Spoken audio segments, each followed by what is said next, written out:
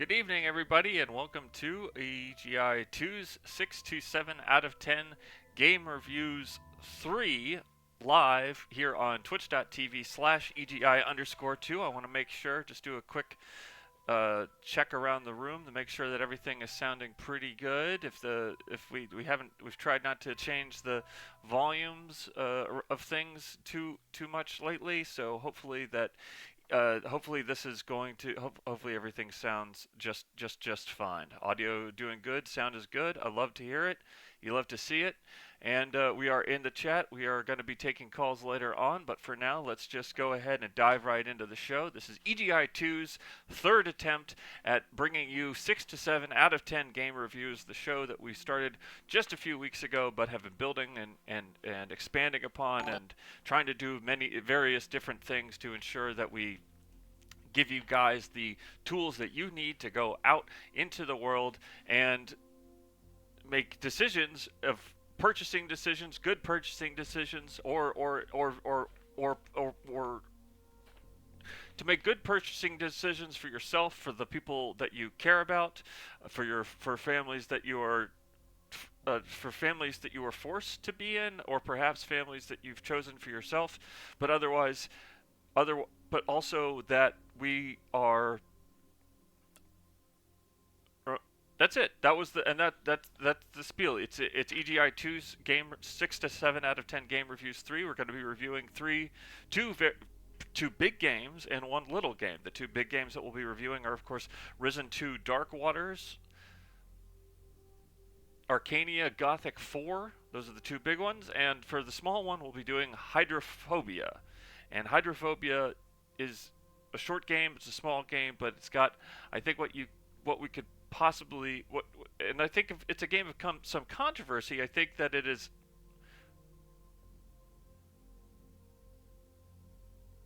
Sorry, I thought I saw something in the chat that I needed to address, but no. It's a small game, but we'll find out tonight if it makes the cut into the family of. Talking about family earlier, the family of 6 to 7, the 6 to 7 out of 10 family of games library. It's sort of not. Goes into the vault. So imagine that all the 6 to 7 out of 10 games that we review here on EGI 2 game reviews 1, 2, now 3 go into a vault somewheres, and now where they can be accessed and the vault is a mental vault. It's not a physical place, but it's a mental place that you can go travel to on your own time to decide to make purchasing decisions for yourself, and or you could tell you okay. There's three things that you could do. You could either purchase things for yourself, purchase things for others, or have others purchase things for you. And I think that's just about covers what you can do when you're following the guidelines of EGI 2's 6 to 7 out of 10 game reviews live here tonight on January 24th. Okay, so I have to. I'd like to start the show off tonight with a little bit of it's a prayer, but I don't want to make anybody uncomfortable, so I made it a secular prayer. It's a secular prayer that I think encompasses some of the efforts that we've been trying to do with the stream, and also not only the numbered streams, but also with these smaller, more experimental streams that we've been doing since we started the channel. And this is, again, I'll say this is a secular prayer, so all bets are off in terms of trying to find something.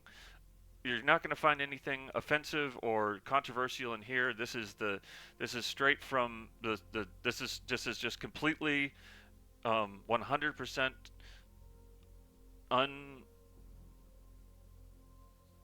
it's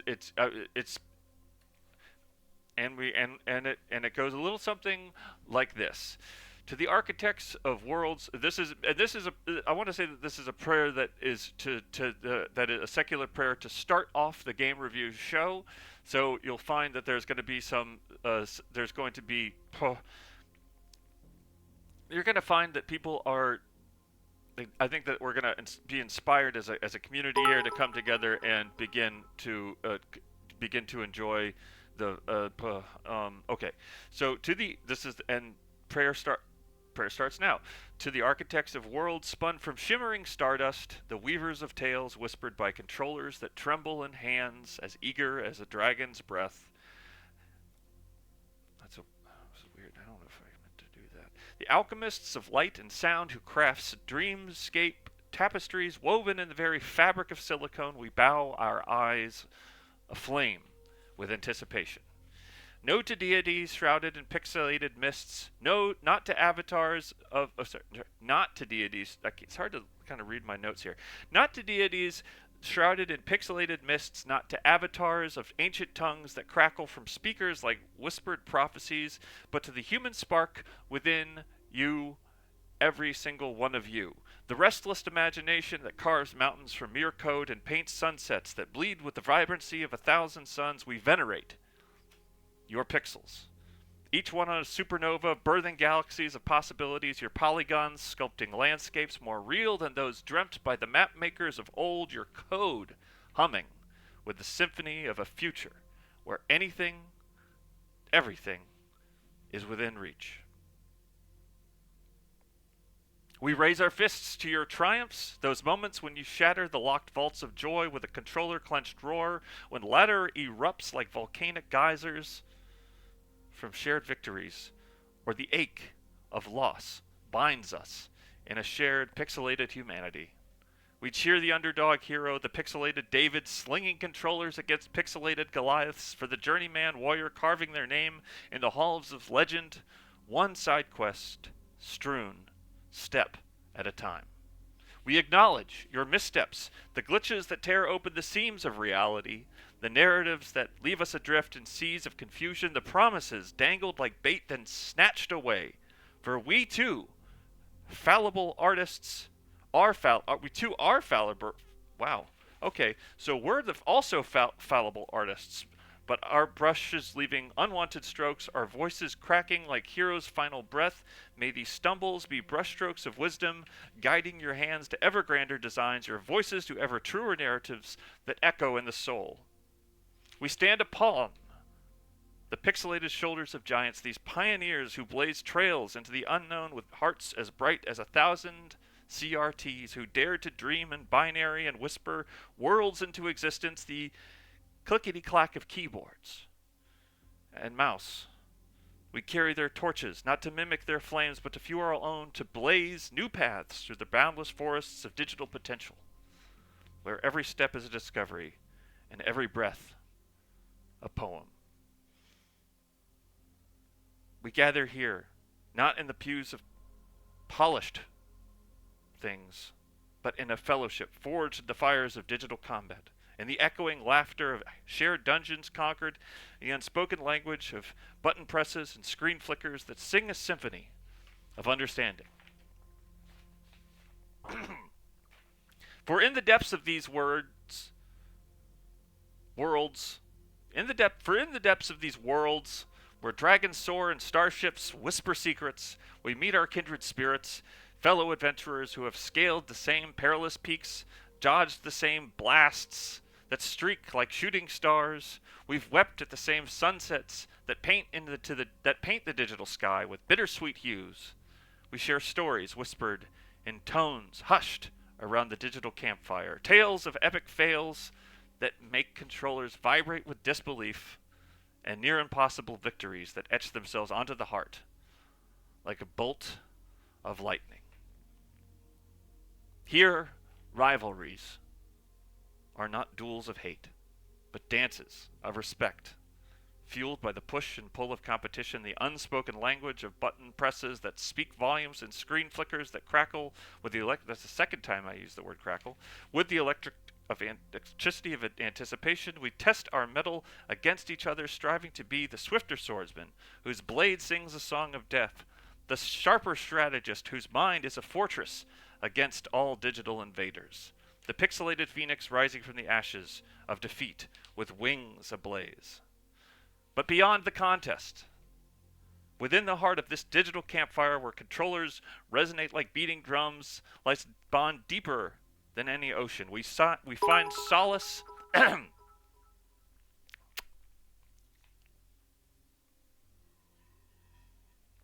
We find solace in the catharsis of battles fought with swords and laughter over pizzas. Don't remember writing that. We find connection in the shared language of virtual worlds, the universal code of joy and sorrow, triumph and despair that transcends geography and language. So let this show be a beacon, a lighthouse that cuts through the ever-evolving fog, its beam of a promise of honesty, illuminating the triumphs and shadows of this art form, this genre, which we hold dear.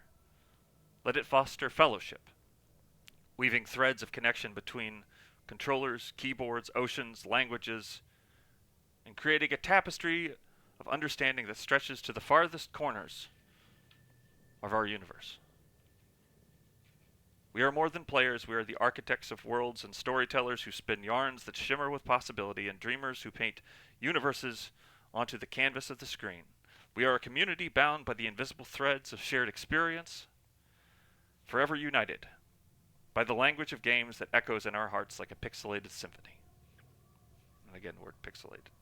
I don't remember using the word pixelated as much, but I wrote this pretty quickly, so could use a little bit of an editing pass. But when you're trying to stream 3 EGI2, if you're trying to stream EGI2 stream 3, just right after we do the numbered streams, you've got to make some choices fast and quick. So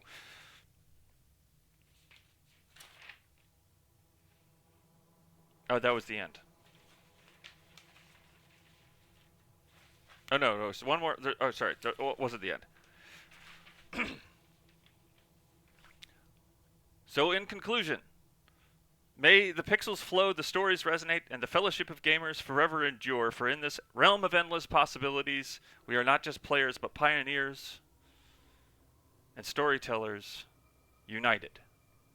And let this be our credo. We play not just for the thrill of the win, but for the connections forged, the lessons learned, and the shared of journeys and worlds beyond our wildest dreams.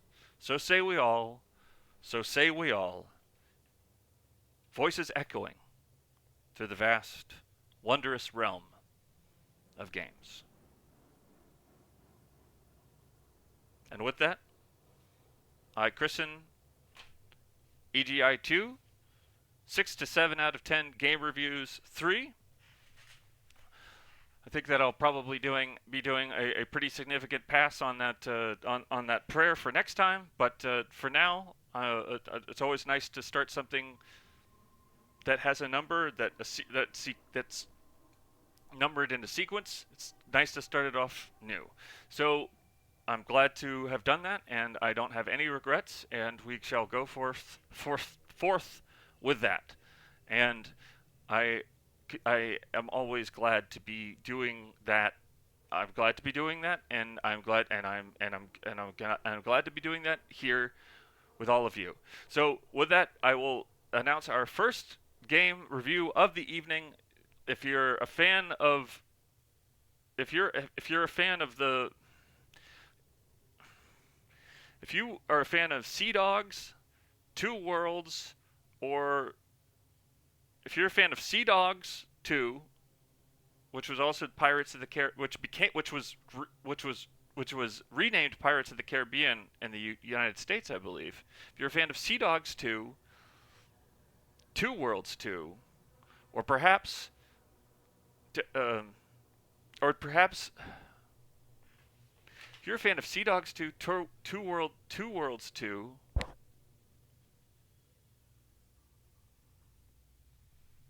or Two Worlds 2, Sea Dogs 2, Two Worlds 2, or Risen 1, then you might be a fan of the game that we will review right now. Peggy 16. Just so you know, we did decide to leave the microphone on during the trailers this time because I think You're our only hope now. From this moment on, you're no longer part of the Inquisition. Black Betty set sail today. If the pirates even suspect you've any link to the Inquisition, they'll kill you. That's your best man. He's been searching for a way to kill the Kraken. Then now's the time to prove your loyalty. Here's a little present from Mara.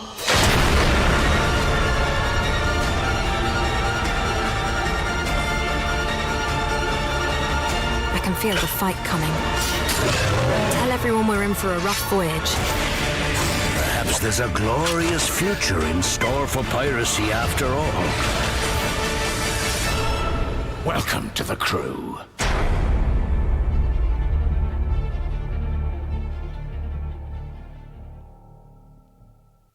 Sorry, is the volume on the was the volume on the trailer too loud? I know you couldn't.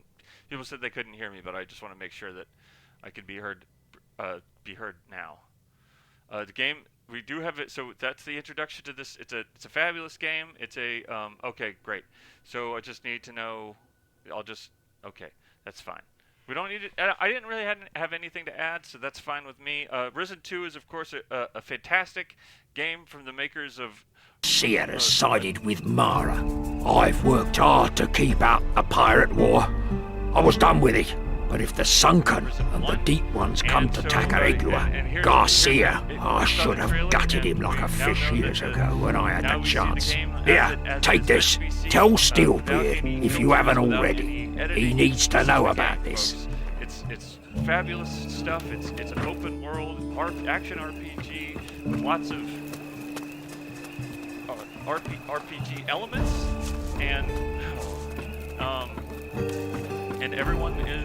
everyone is entitled to their opinion of it. But here on EGI2, this could be interesting.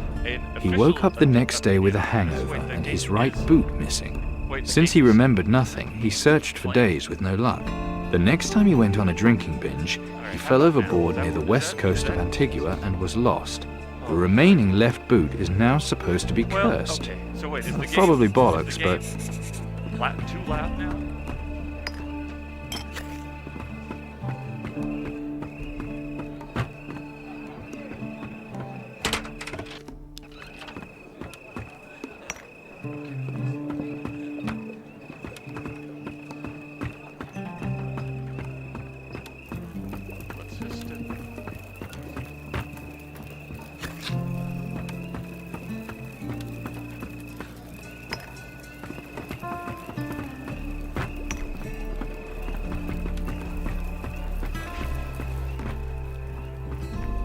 shiny.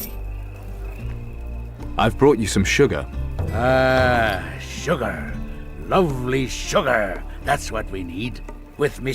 Okay, so not sure. I thought I had turned the sound way down on the game, but I guess let's try it. Let's go back to the game in progress. EGI2 game review 3, 6 to 7 out of 10 game review 3 for Risen 2 Dark Waters. What's the secret? How's it made? It's an art, boy. You doesn't just cook it up in an afternoon. Well, not unless you want the pot fucking exploding in your face. But I guess I could pass on the secret if you made it worth me while. How much to make it worth your while? 1,000 gold. That's what. Okay, so I'm gonna say that the volume of the game should be pretty much all the way down. So let's just see if we can't come to some sort of a.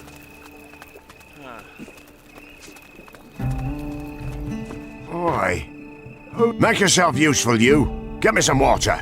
Can't we talk first? What are you, a woman? You ready here? Okay, how about now? Course we are.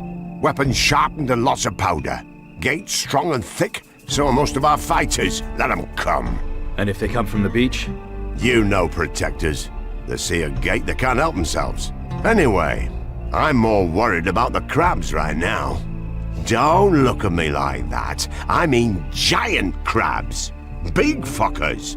You got a filthy mind, boy. What are you gonna do? Booze wants Steelbeard gone. It's his fault. These things only been coming since Steelbeard got here. So what? You dead, son. He's cursed. Where he goes, they follow. What's the best weapon against crabs? boots. Kick 'em till they keel over, it's the only way. Then you can stick 'em with whatever you like. Can you teach me about smithing? Yeah. Most important thing is water. Go get some. I don't want to work for you.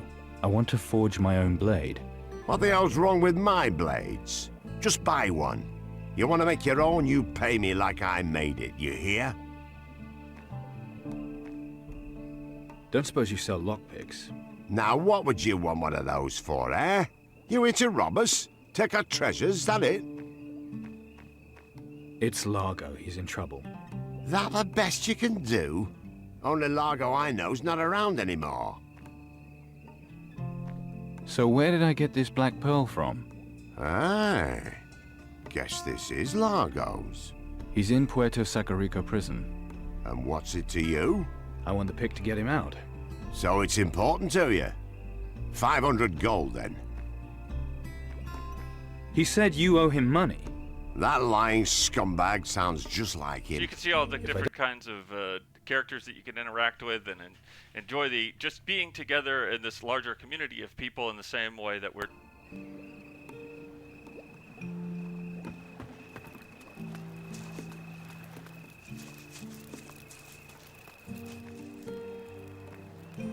There's no water.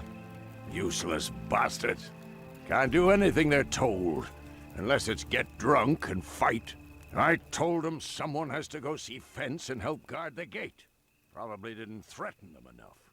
Go make yourself useful. Send someone to the gate. Not some slacker, mind. Where are the water carriers? Fuck knows. Probably drunk in a ditch. But they should be by the lake.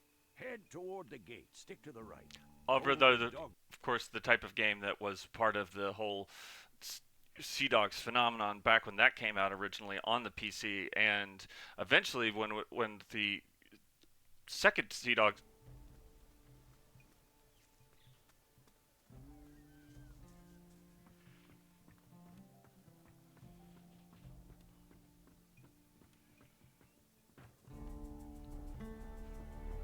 Ahoy, handsome. Have we ever had the pleasure? Not so far. Well, if you're in the...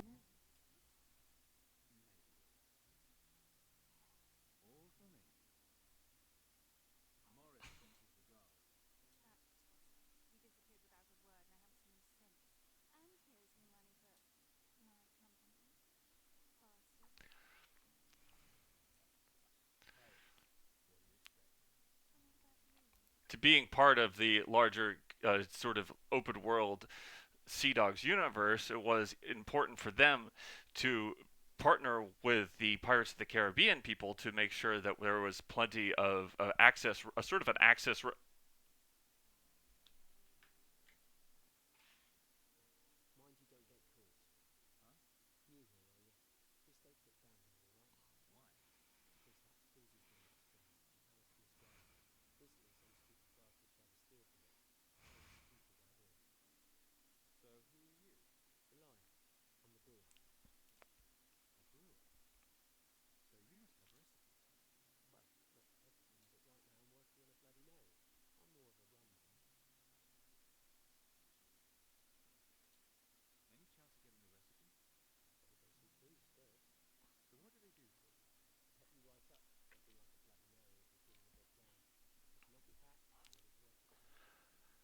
Okay, so as you can see here, we've got a lot of really good graphics to talk about, but we're also seeing, I think, a lot of the issues that come up when developing these sort of, I want to say, mid sixth generation open world games. You have there, from a distance, you see a lot of the. We do have a phone call coming in, so let's just call. Let's just check the phones right now and see if we've got. Phone call coming in. Seeming to have a lot of issues here. I'm getting a sense of, okay. Caller, you're on the air with EGI 2 Game Reviews 3, 6 to 7 out of 10 Game Reviews 3. What are your thoughts so far on Risen 2 Dark Waters?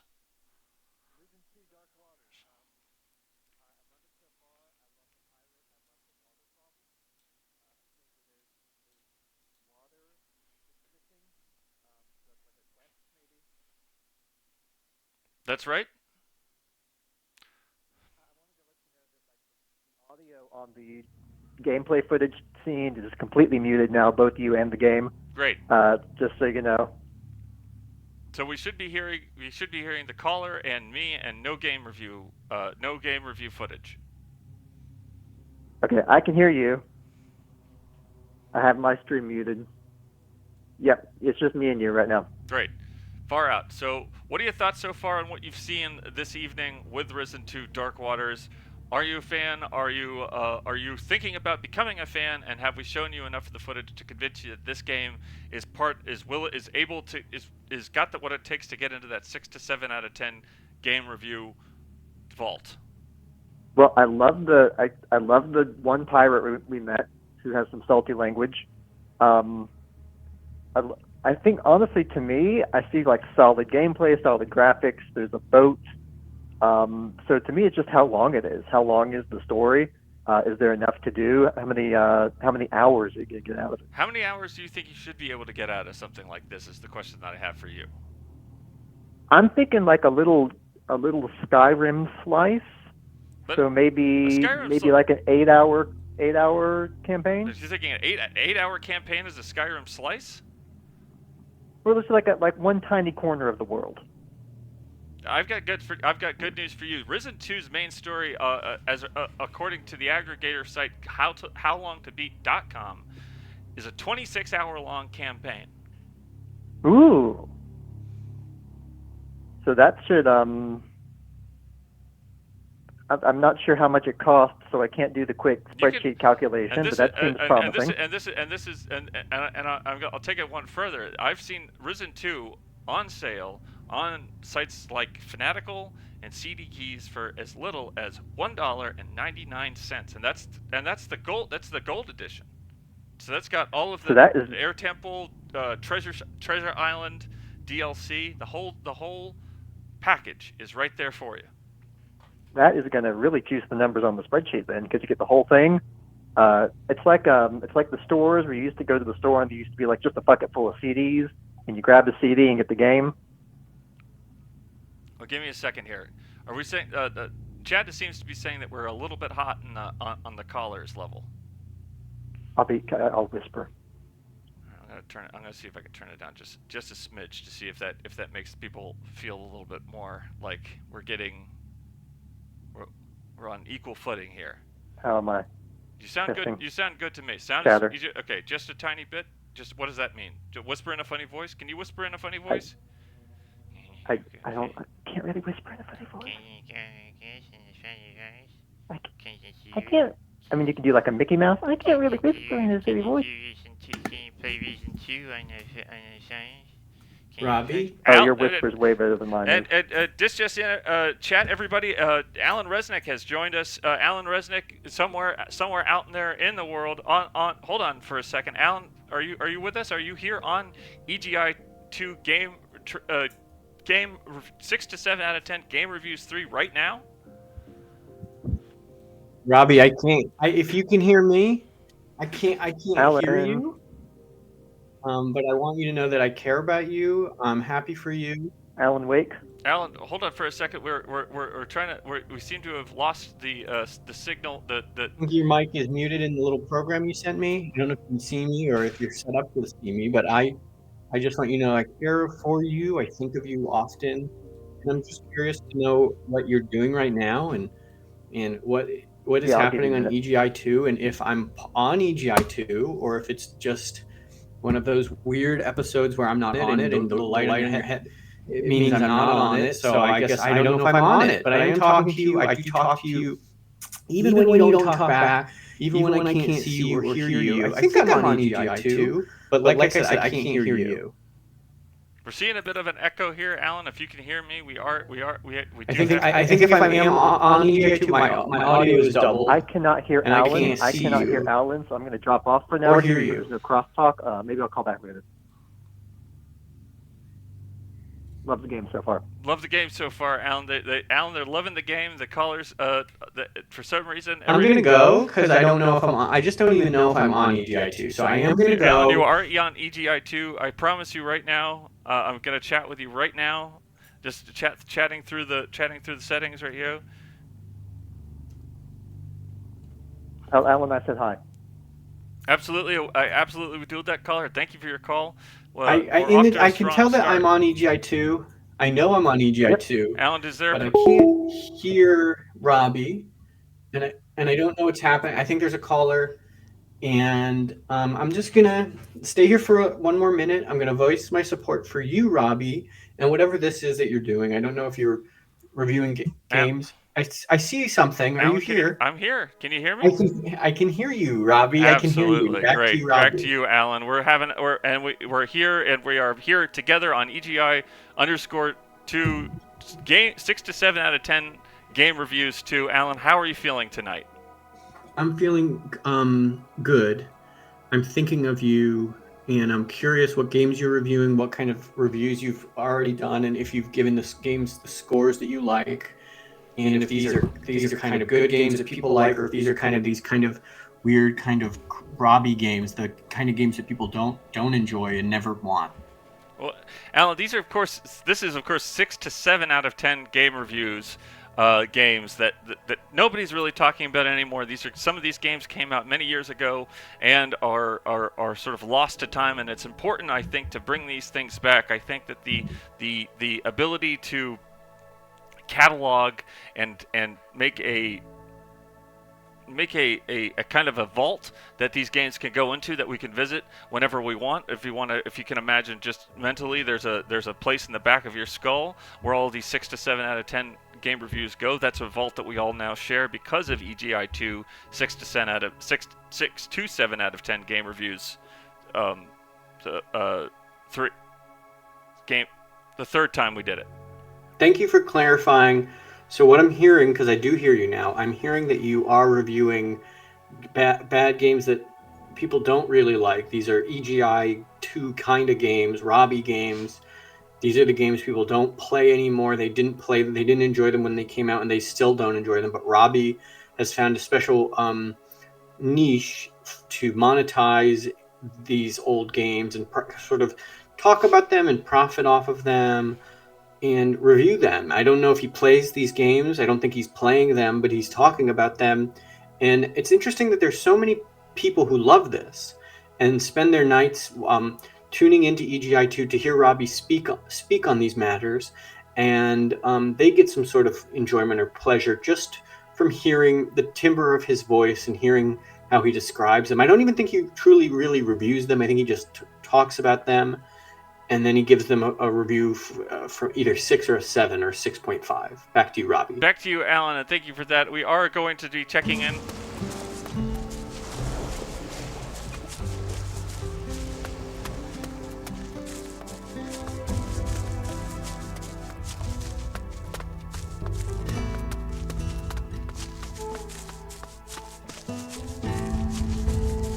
It was called Sea Dogs 2. Until the Pirates of the Caribbean movies came out, and all of a sudden people were interested in that as a franchise, and so they started adding Pirates of the Caribbean to the Sea Dogs franchise, and the two became one for a short period of time around.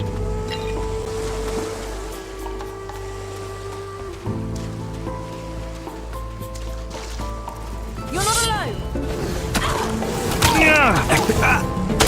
So what are your thoughts? Sometimes I hear you and sometimes I don't hear you, but you're basically, I believe you're talking about the popular Pirates of the Caribbean franchise, talking about Johnny Depp, the actor who played the pirate. He played the pirate.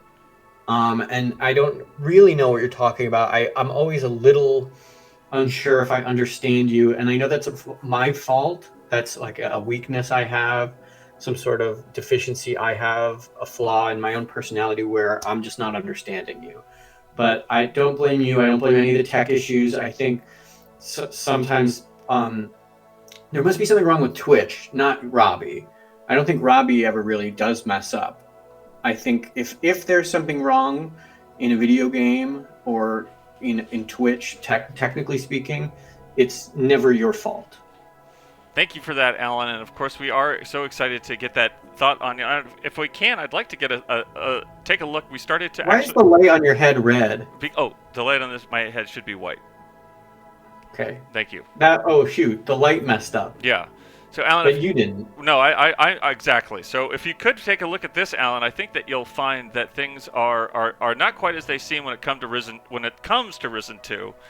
Risen 2. We're talking about Risen? Risen, the game Risen? Risen 2 Dark Waters on the Xbox on PC, Xbox 360, and PlayStation 3. What was that sequel to Myst called? Riven. And what are we talking about? Risen 2. And there was and I do believe that there was a third Myst game called, is it Ubuntu? Probably right. What's it called? Uru? Yeah, I believe it was called Uru. Right. So okay, well, if you take a look here, Alan, you'll see that these are the graphics listed from Risen 2, listed out with strengths and weaknesses, and take a look at what you take a look at this and tell me what you think. Strengths. Impressive lighting. Seamless world design. Repetitive textures, weakness, character model limitations, bad facial animation, uneven water quality. Oh, interesting. So just based on my quick glance of this sort of infographic you made, I would guess this game would probably get probably a 6 or a 5 or maybe a 7 rating from an IGN or one of the bigger gaming reviewers, because it sounds like a pretty bad, kind of messed up, janky game. Back to you, Alan. Back to you, Robbie. I'm gonna go because I don't know. I do have to go. Why? I just I eat a lot of fiber snacks all day. When we're not doing EGIs, I'm eating fiber snacks, and something about them, they don't sit with me well. And when I know you're doing these 6 to 7 out of 10 game review episodes, I use that time to release the fiber and relieve myself. I have this huge belly that develops over the week, and then on the 6 or 7 out of 10 game review days is when I try to get the swelling down on my body. The it's not swelling, it's what's the word? It's not swollen. Pulping? Pupating? It's not pupating. It's just a long way of saying I have to use the potty. So I'm gonna go. All right. Well, Goodbye, good luck with that. Thank you for your Good thoughts luck. on Risen 2 Dark Waters, and hopefully, if you could get a chance to come back and give us any more of your thoughts, then we'd love to hear what your thoughts are on the future games that we'll be reporting on throughout the evening. If I can get it out, I'll come back. Back to you, Robbie. Back to you, Alan, and good luck. We all are rooting for you in a very serious way.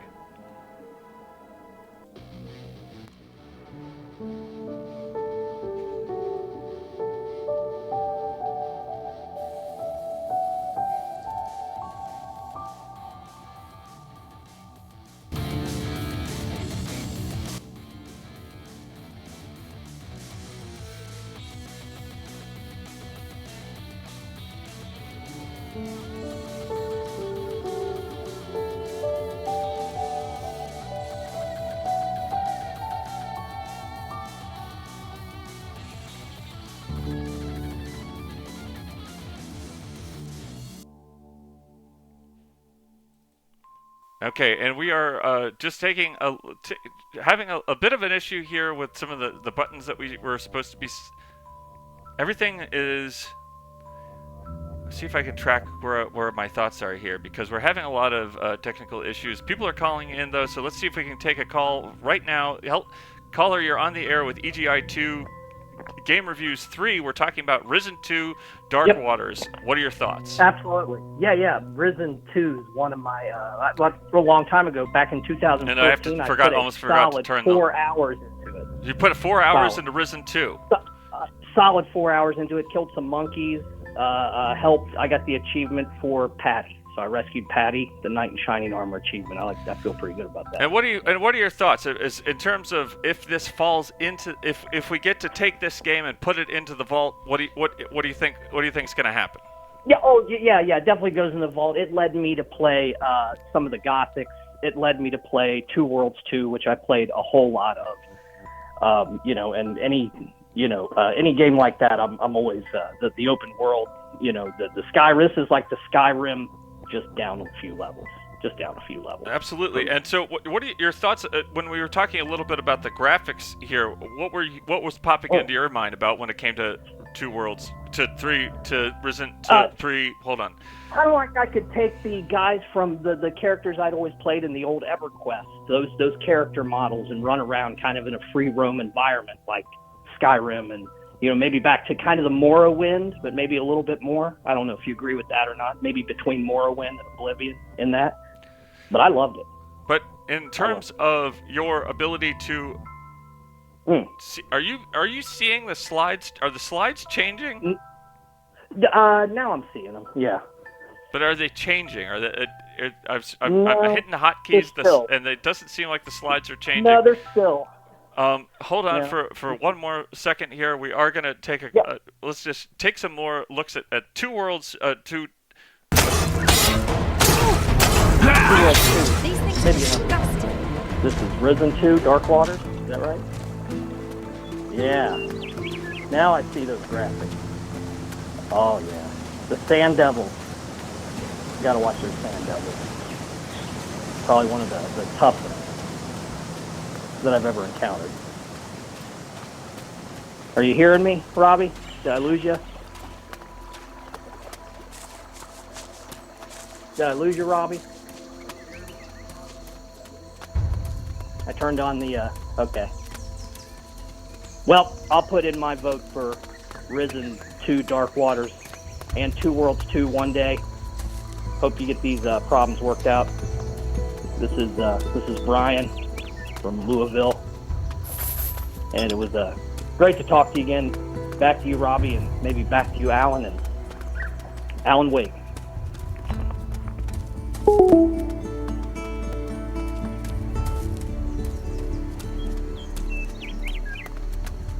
Caller, you're on the air with EGI2 Game Reviews 3. What are your thoughts? Back to you, Robbie. It's your good pal, friend of the show, friend of the chat, Scott from Pittsburgh. How are you? How are you? I'm doing just fine and dandy, Scott. What's the news from the great city of Pittsburgh? Well, there is news from Pittsburgh, but I don't want to jump right into that. We are reviewing the game right now, and I haven't played this game, but I wouldn't mind taking a look and reviewing, giving my own review. Okay, well, let's hear it. I'm always glad to hear what other people are thinking when it comes to Risen 2, and while you're doing that, I'm going to actually see if I can fix the slideshow here, which is a lot of fun to try and figure out while the stream is live. But why don't you give us your thoughts, and take as long as you want. Okay, we'll take a look here, and of course, we will have to wait 1 second for it to catch up.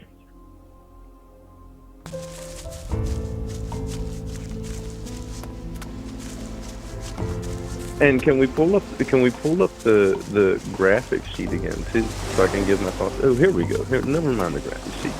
So, one thing I do like about this game is they're trying to give a few different textures to that grass. It almost makes me believe that it's real grass, and the sand is believable, although it does sort of remind me of like a Tiger Woods sand trap, but that I'm okay with because I did enjoy playing the Tiger Woods games.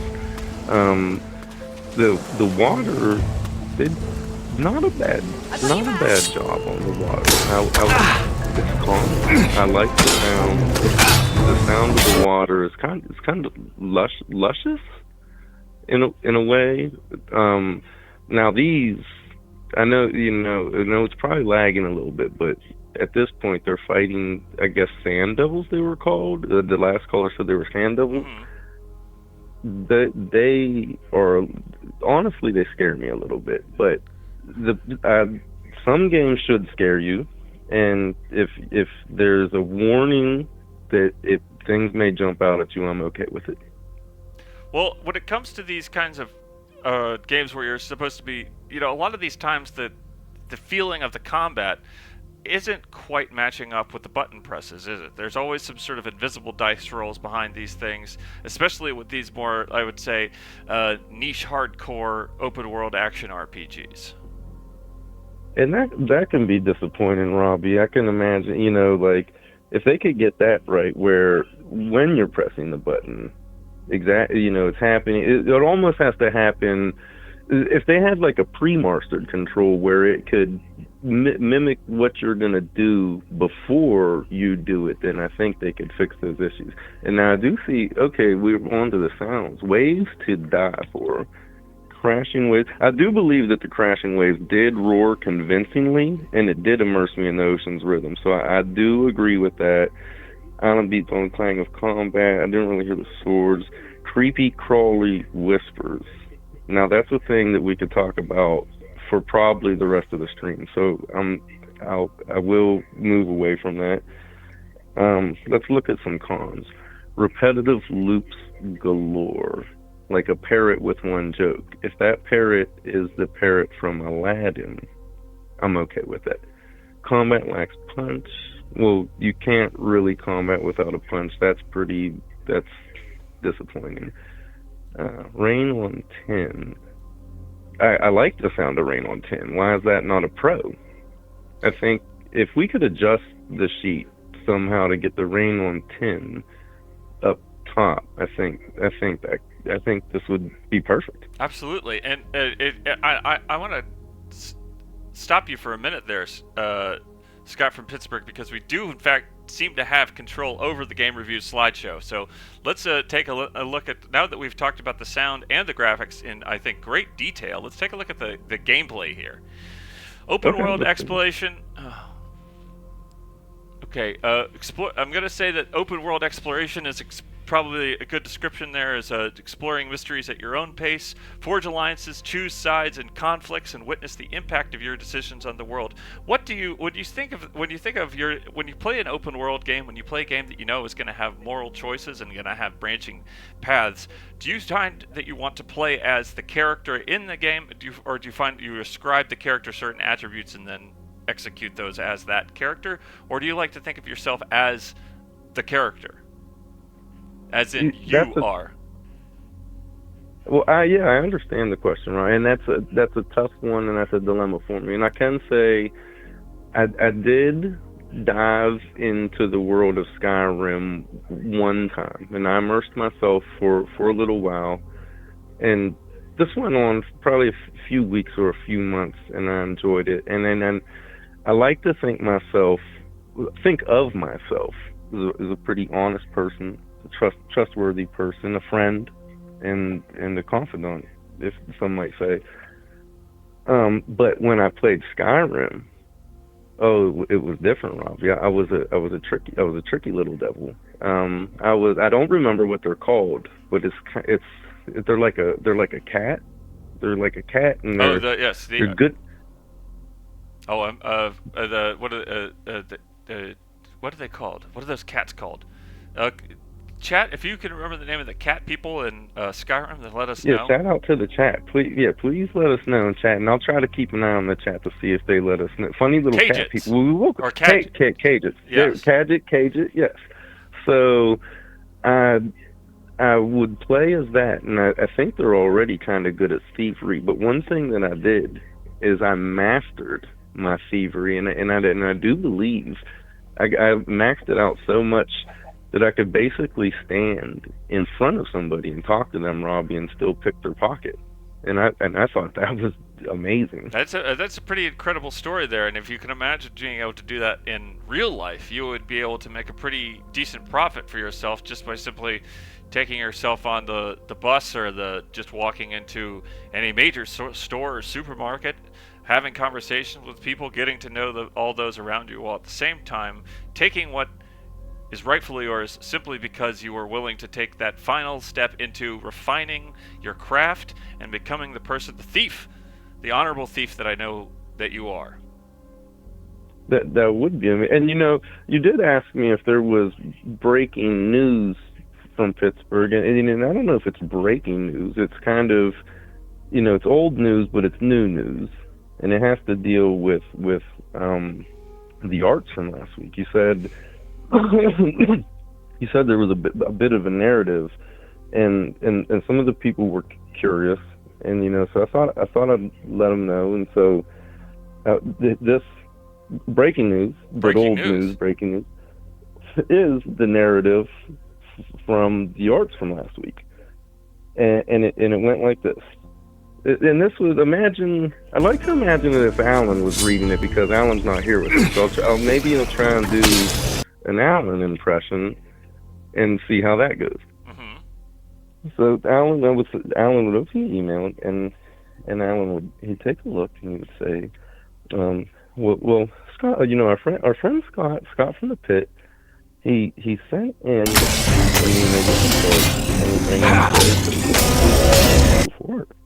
that's a nice word, Scott. So it says, back to you, Robbie. Back to you, Allan. It's your old pal, friend of the show, friend of the chat, Scott from Pittsburgh. And he says he made this painting of the arts. And I did want to point, now this was Scott again, this isn't Allan. Absolutely. I did want to point out Scott that speaking as Scott, not Scott speaking as Allan. Scott speaking as, but also Scott, not Scott speaking as the dream Scott, not Scott speaking to EDI2 Stream 3. Exactly. EDI2 game 6 to 7 out of 10 game reviews 3. Yeah. So I did want to point out that Allan was thinking that it was digital art. It wasn't digital. It was all manual. There was a lot of man hours put into that. With spray paint, it was acrylic paint pens, and a whole lot of imagination. But now we're going back to Allan. So Scott says that he made this painting of the arts of us adventuring along a thing called the Information Superhighway. That sounds really fun. And then the Information Superhighway in a really cool futuristic vehicle. Wow. It says, you guys are teaching me so much tech along the way. I can't believe how much I'm learning. Well, I'm good, Scott. I'm glad that we're teaching you. We tell silly stories to each other, and we sing songy songs. And so Robbie, once in a while, he gets frustrated with us, especially when we stop to play with stray cats, but he always keeps his composure. And to be honest with you, Scott, that does sound like Robbie. He would get frustrated with us, but he does keep his composure. And he says, we're headed towards the magical land of EGI-2 to join all of our friends. But wait, what's this strange vehicle approaching quickly off in the distance? Why would someone be in such a hurry to leave the land of EGI-2? And Scott says he can't help but wonder if it's that girl who was tied up in the corner on stream number 2. I'm not sure what you're talking about there, Scott, but and then he asks both of us, Robbie, who or what do the both of us think it could be or would be? And then he says, back to us both, and love and hugs, Scott from Pittsburgh, and that's it. Thank you, Scott. And back to you, Scott. What a wonderful recollection of a dream or a story or a fable that could happen. I mean, it all could happen. We all know from, of course, the original Super Mario Brothers movie that there's nothing is impossible, just mathematically improbable. This original Super Mario's movie gets a lot of grief, and I personally liked it. John Leguizamo, I forget the other guy, but they definitely it had nothing to do with Mario, let's be honest. It really wasn't Mario, but it was great. And now we're back to reviewing the game. There's a plant waving along, and, well, no, I don't think the plant is waving, but we're on a path, and the path is leading us upward. Now, I could play this game for a long time, Robbie, because I love to hike, and I love to camp. And I do make fires when I camp. So there's a lot of elements to this game that I think I would enjoy. And so, Scott from Pittsburgh, thank you so much for that. I'd like you to now that you've given us all of that and you've looked at the game itself in motion, the actual game, unfiltered, no holds, no selective editing. This is the game that you saw. What do you think that EGI2 should review it for? And let's see if your estimation matches our own. I'm gonna give it a solid 6.5. 6.5 out of 10. Well, guess what? Because this game, EGI2's official 6 to 7 out of 10 game reviews 3 score for EGI is 6 out of 10. 6 out of 10.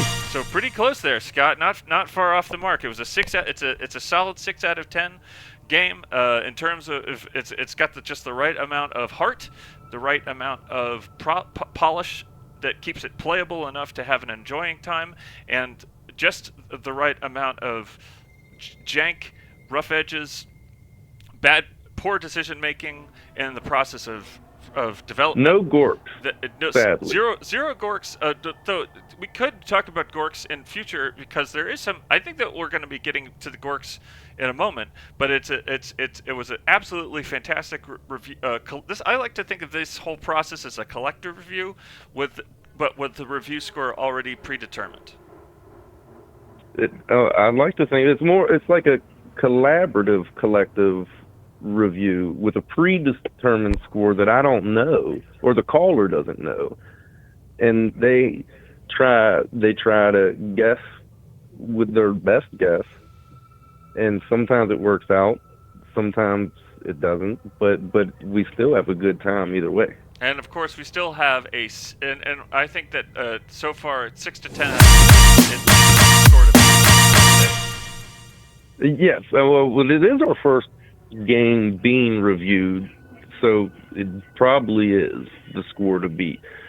But and it's a graphic to beat as well, because that graphic, it looks, he has that pistol right over top of the gorilla. I like that because I don't want to see that gorilla be shot, but I also don't want to see that man's name by the gorilla. But of course, we do know that these open world games do offer a lot of choice and a lot of possibility in terms of creating relationships with people and beings. So the fact of the matter is, you could look at that same image and say, thing's shoulder. And so, people had complaints he could be saying, "Come closer, friend. I've brought the quest item in my purse for you." But lo and behold, some sort of lobstrosity or whatever creepy crawly creepers are behind you, and let me get those for you before we complete the quest and receive all of some of these games. What's funny about some of these games offer experience points from completing quests, and some don't. And I almost when I first saw the graphic, I almost thought he was going to pet the gorilla. Then I noticed it was a pistol. But now I like to think of it, I like your story, but I'd like to take it a step further, and it's almost like he's knighting the gorilla. Sorry if I can interrupt you for a second there, Scott. Male CTY, is that like city? Male city? Like the city, the city of Mail? Anyway, Mail City in the chat says there was a Congo game on Saturn. It's not good, and I would push back on that, and I think it's barely acceptable. Barely acceptable. I have no knowledge of the Congo game. I don't. I do remember the Congo movie somewhat. I do think it's important to bring up that some people were complaining about the audio earlier, and and that some people were even trying to say, is Robbie trying to get one over on us? And then and to the people I say, Robbie would never do that to us. I've promised you from the outset and always for at least the foreseeable future that every stream is going to be a learning process for me as I try to figure out what all the buttons do, and when I've added several more buttons, and also realizing that when you export the playlist of gameplay for the long plays, it's very important to tune the audio down during the export process, because now I can't open. During the show I can't open Premiere and re-export everything. As a person that doesn't know it's like an much hour-long clip, so I can't. As a person that doesn't know much about tech, Robbie, I can truly believe that the world of Twitch is Mossy has a insane. question about the Congo game. The Congo game does not have Tim Curry, but Tim Curry is in a number of other games that are not Congo related. Tim Curry, I have no knowledge of Tim Curry either. He did a Frankenstein game, I believe. Scott from Pittsburgh, thank you so much for your thoughts on Risen 2 Dark Waters. It has received the official score for this evening of 6 to 10. 6 out of 10. 6.27 out of 10 game reviews. 3 here live on twitch.tv/EGI_2. Thank you for your call, Scott. And we will Back talk to you, to Robbie, again and soon. thank you. Caller, you're on the air with the EGI2 stream. Wait, which one are we doing?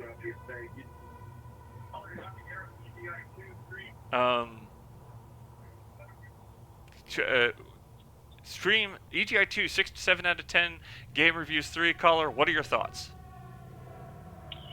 On Risen 2 and its review?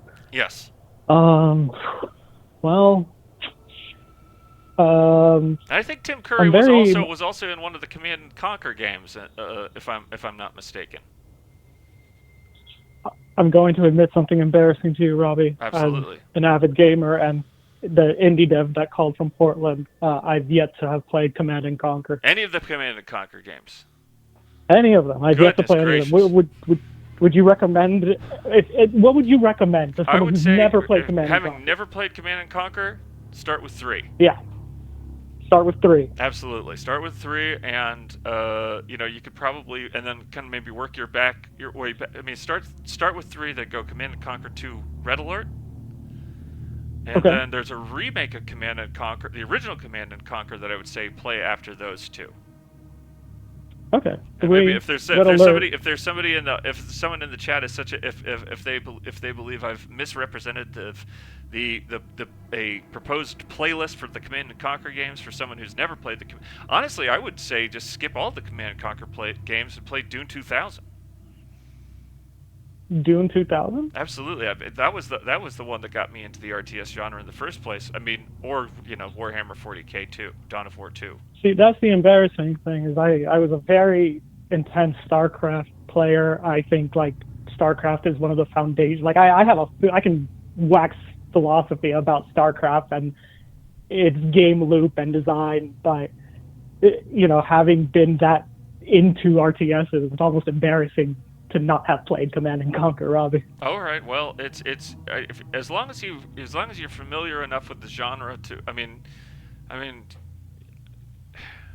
Command and Conquer, it's a tough one. Look, thinking about that, you've stayed with StarCraft for so long over the years. Just go ahead and play the remake of the first Command and Conquer game, and I think that's probably a fine way to just work your way from a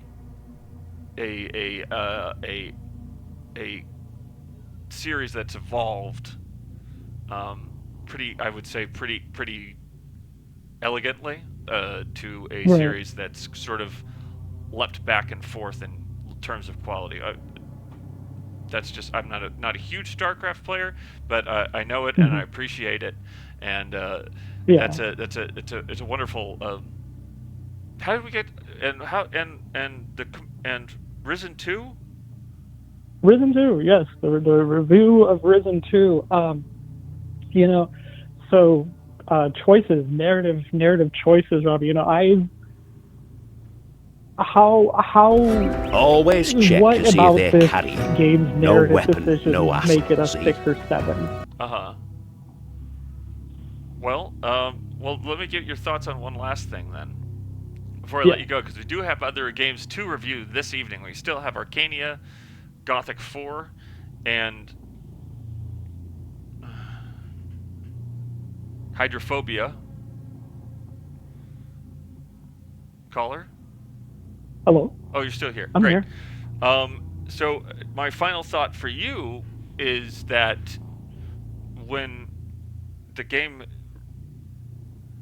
the audio You about to buy me dinner too? playing now, is Not it likely. Is it too loud? You're beginning to annoy me. Is that why you're drinking so fast? Yeah. If I'm lucky, I'll Let's see, pass out soon. I have no idea. I have no idea. I can't hear my TV, it's on mute. People can hear me talking. Oh, that's what I sound like?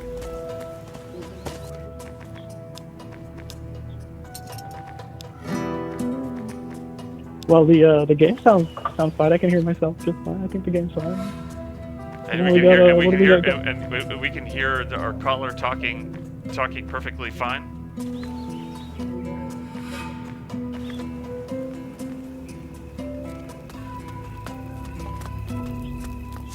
Yeah, I think so.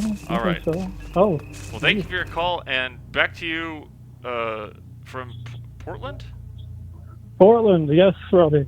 You docked me last time. You'll remember me one day. Oh, it's a big city. It's a medium-sized city, but it's getting bigger every day. So at least we know. I have to go when I switch to the next playlist. I have to do press a couple more buttons. But I think that we're on the right track to achieve some semblance of audio parity here. So thank you for your work, and continue to keep us posted as you work your way. If you do decide to work your way through the Command and Conquer games. Yeah, definitely will. I am going to literally turn around and find my way to a copy. All right. Try them out finally. Have a good night. Good night, and good luck. Caller, you're on the air with EGI 2's 6 to 7 out of 10 game reviews 3. What are your thoughts? On Risen 2? Yeah. Well, actually, let's go ahead and introduce our next game on the list. On the next game that could be making it to the vault, the 6 to 7 out of 10 vault, and that is, of course, Arcania Gothic 4. Stay on the line. We'll get your thoughts right after the trailer.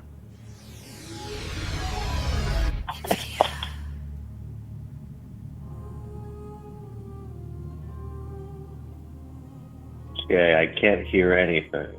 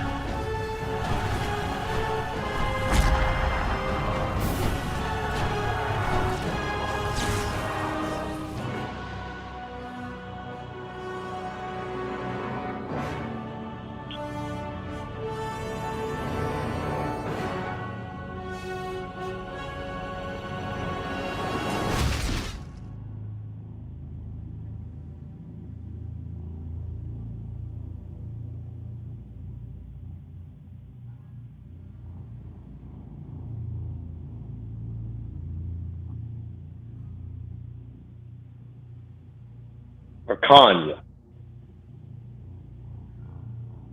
Possible. It looks like it's kind of made out of like Unity, like very generic Unity assets. You know, something that you would like buy off of a developer asset page. You know. Sorry, character action. It looks like there's. First off, who are you? Where are you calling from? Oh, Cody from Florida. I thought I'd take a night off, but I can't stay away. Absolutely, and it's always great to have a familiar voice here to talk us through some of these issues as they pop up. So you're saying that that Arcania,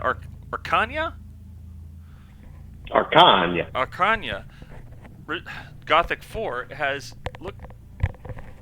looks like.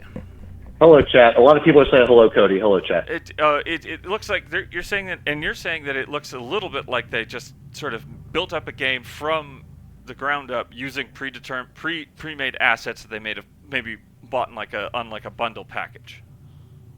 I would even posit that this could be maybe some sort of project from a all aboard college, like, you know, some sort of. Yeah, this seems like this could be like a student project almost because of how generic it looks. But you will admit, you'll have to agree to some extent that the Gothic series has been with us for a long time. So it's not as if the pedigree isn't somewhat substantial in terms of just like how they've built up a franchise over the years with a fairly you can't have 4 Gothic games without having some kind of a fan base, Cody. I've not heard of one of them. But in terms of let's take a quick look at the Arcania Gothics 4 graphics slide here, Cody. We see here some pros and we've got the pros and the cons here. We see a tapestry of diverse landscapes, lush emerald forests, snow-capped peaks, mystical swamps, fiery deserts. Each environment possesses its own unique. This is official language here from somewheres I can't tell you, but each environment possesses its own unique atmosphere, meticulously crafted to draw you in and evoke specific emotions. Meticulously crafted doesn't seem like that was just made with some sort of Unity package, does it, Cody? Who is this written by? I can't tell you that. Oh, okay. But it's official language from somewhere. Meticulous. I mean, that's a strong word, man. Well, it's got a lot of syllables. I mean, I have my rating in my head just based off the trailer, not actually having played it, but I have my rating. Or what's well, let's hear it, and then maybe we'll swing, and then we'll keep it in the backs of our heads, and then we'll swing back to you once we know what the official rating is. Can I see the trailer one more time? I'll do you one better. I'll show you some gameplay. How about that?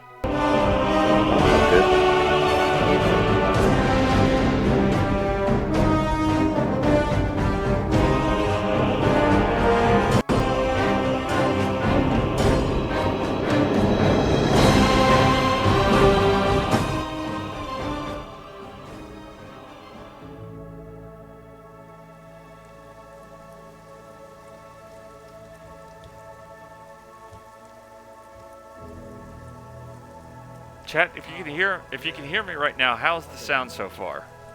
Otherwise, I'd never have found out that you were stuck with his axe. The gameplay is low as heck. You're saying the sound is good though. The gameplay sound is low. Your sound is good.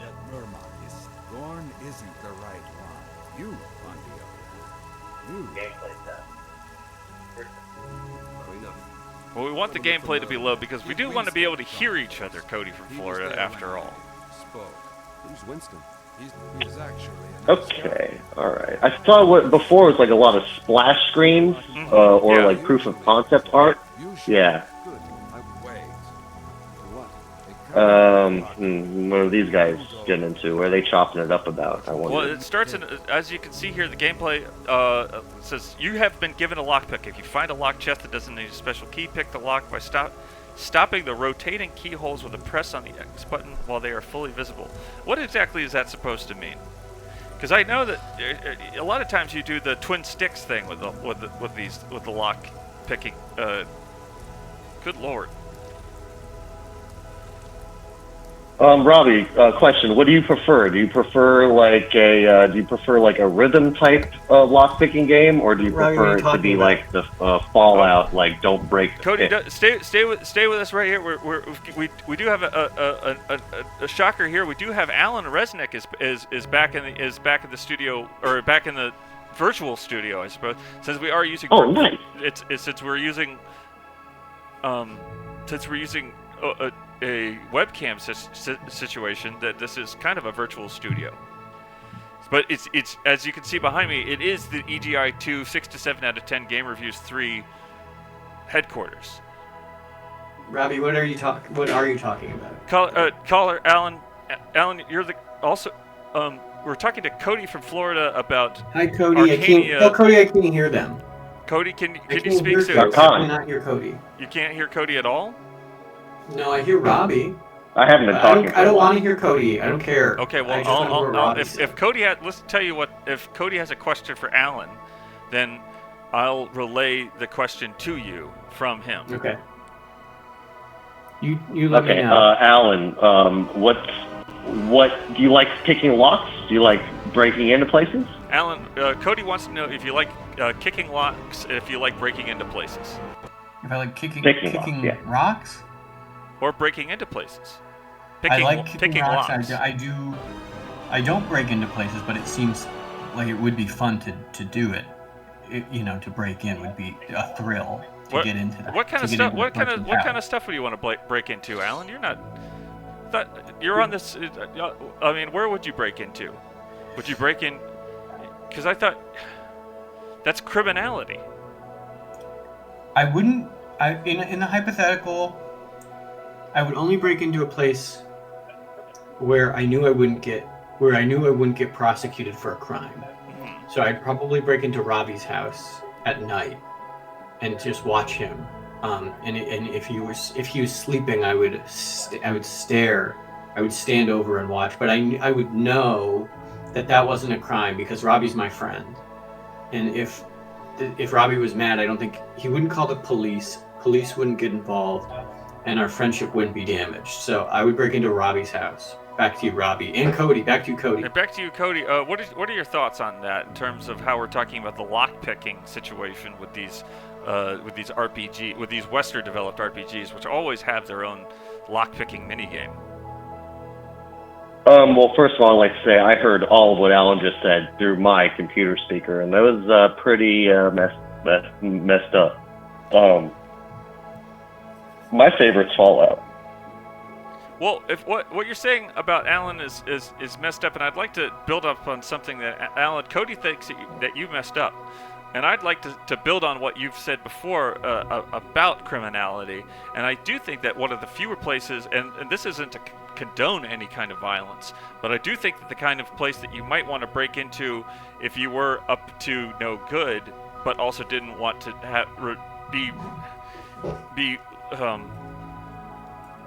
if you wanted to avoid any kind of judicial kickback, any kind of responsibility in or what's the word for responsibility for your actions? Consequences. Consequence? Yeah, you might want to just go if you go into a jail. Break into a jail. Break into a jail, and this isn't to say, but a person with that kind of a mind might break into a jail and kill all the prisoners.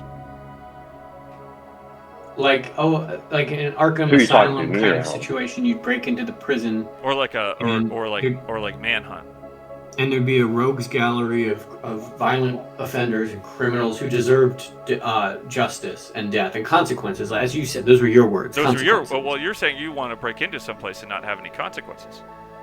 So legally speaking, if you broke into a jail or a prison and executed and killed the prisoners, there would be no consequences because they were already found guilty of a crime. Oh boy.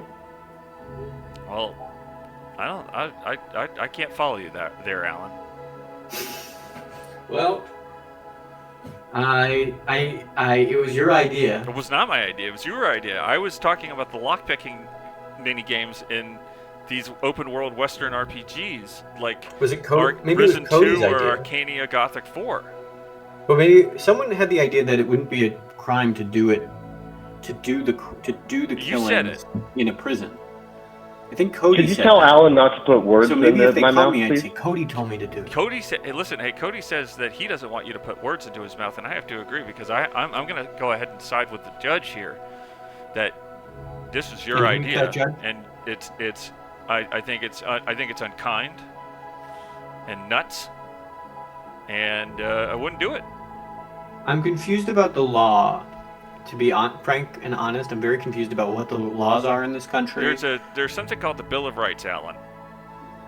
I'll have to look it up.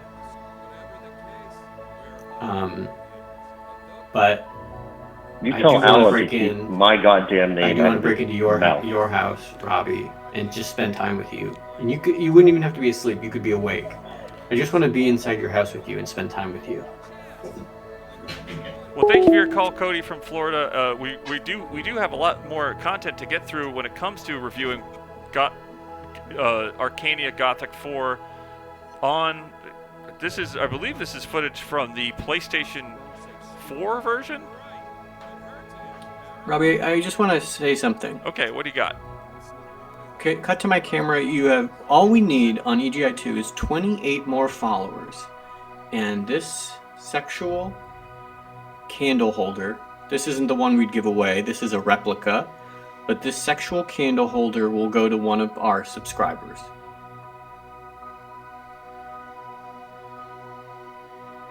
Great. Only 28 more followers. Well, hopefully between then and now you don't do anything foolish, Allan. What would I do? Well, you've been saying a lot of crazy stuff, and I just want to make sure that you're grounded, you're down to earth. I don't think I said anything wrong. Well, it's not so much the words than the attitude that you've had about your the way your feelings toward criminals lately. I don't think my feelings towards criminals are incongruent with the rest of society. I just basically think that they're criminals. By definitionally, that's true, and that what they've done is a crime and wrong, and they deserve swift punishment outside of the judicial system. I don't think that's that extreme of a statement to say, and I don't like you implying that I'm weird for saying things like this. I don't think you're. I think it's troubling. Why? Caller, you're on the air with EGI2. We're discussing Arcania Gothic 4 and the lockpicking mechanic, I believe, that is in Gothic 4. Arcania Gothic 4. What are your thoughts? I can't hear the callers. Well, I'm just so full of joy to know that you're talking about one of my favorite franchises of all time. I'm a big Piranha Bytes fan. And Allan, he says he's a big Piranha Bytes fan. Those are some of the people that work on the Gothic series. Oh yeah, me too. Yes, they just announced this week that they're probably all going to be fired, unfortunately. But they did not work on Arcania. It was the one Gothic Do I look game like Robbie? that was not made by them, and is largely disowned by the fans. Robbie, do I look So like this you? is breaking news. No one else. Well, first of all, hold on. Breaking news.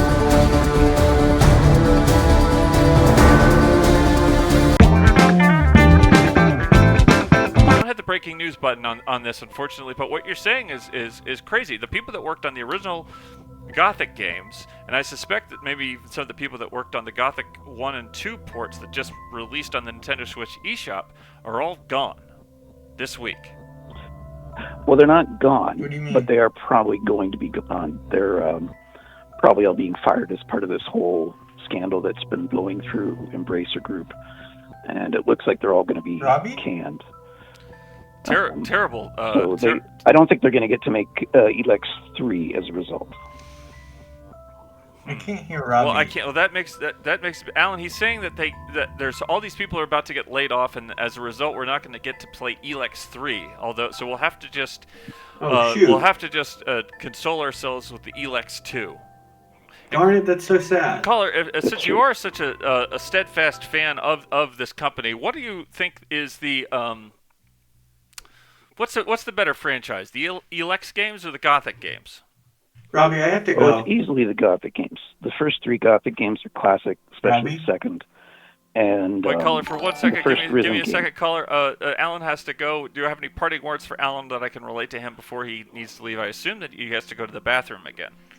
I do have to go to the bathroom. Allan, my best wishes go with you, and I hope that you find some element of money during that trip.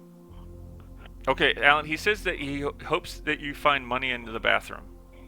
Oh, thank you so much, caller. I don't know who the caller is or what your name is, but thank you for the well wishes. And back to you, Rob. And back to you, Allan. The light is now red, and Allan has left. So what a wonderful surprise to have Allan here on EGI2 6 to 7 out of 10 Game Reviews 3 as we look at Arcania Gothic 4 and wonder could things have done differently for the Piranha Bytes people before? And there's always rats, aren't there? Always rats and crabs and what's up with that? Yeah, there always has to be rats. There has to be a spider level, sewer level, a chest behind a waterfall. I mean, those are just tropes of RPGs, right? They have to be there. But what specifically, why not, why rats and not say, just some, like a dog that's somewhere between the size of a normal dog and a rat? I guess, they're just great starter animals, right? Like they're always that's like always the first thing you fight in like an MMO, like EverQuest or something, right? There's always some level 1 rat sort of to introduce you to combat, right? It's a classic. You gotta have a rat. Gotta have the rat, he says. Well, I don't know about that. I think you could have just a smaller, because a lot of these do have attack dogs. Just make the like attack a terrifying schnauzer or something. Caller, it reminds me of something that happened. It reminds me of the sequel to Beyond. I think it was the sequel to Beyond Oasis called Legend of Oasis.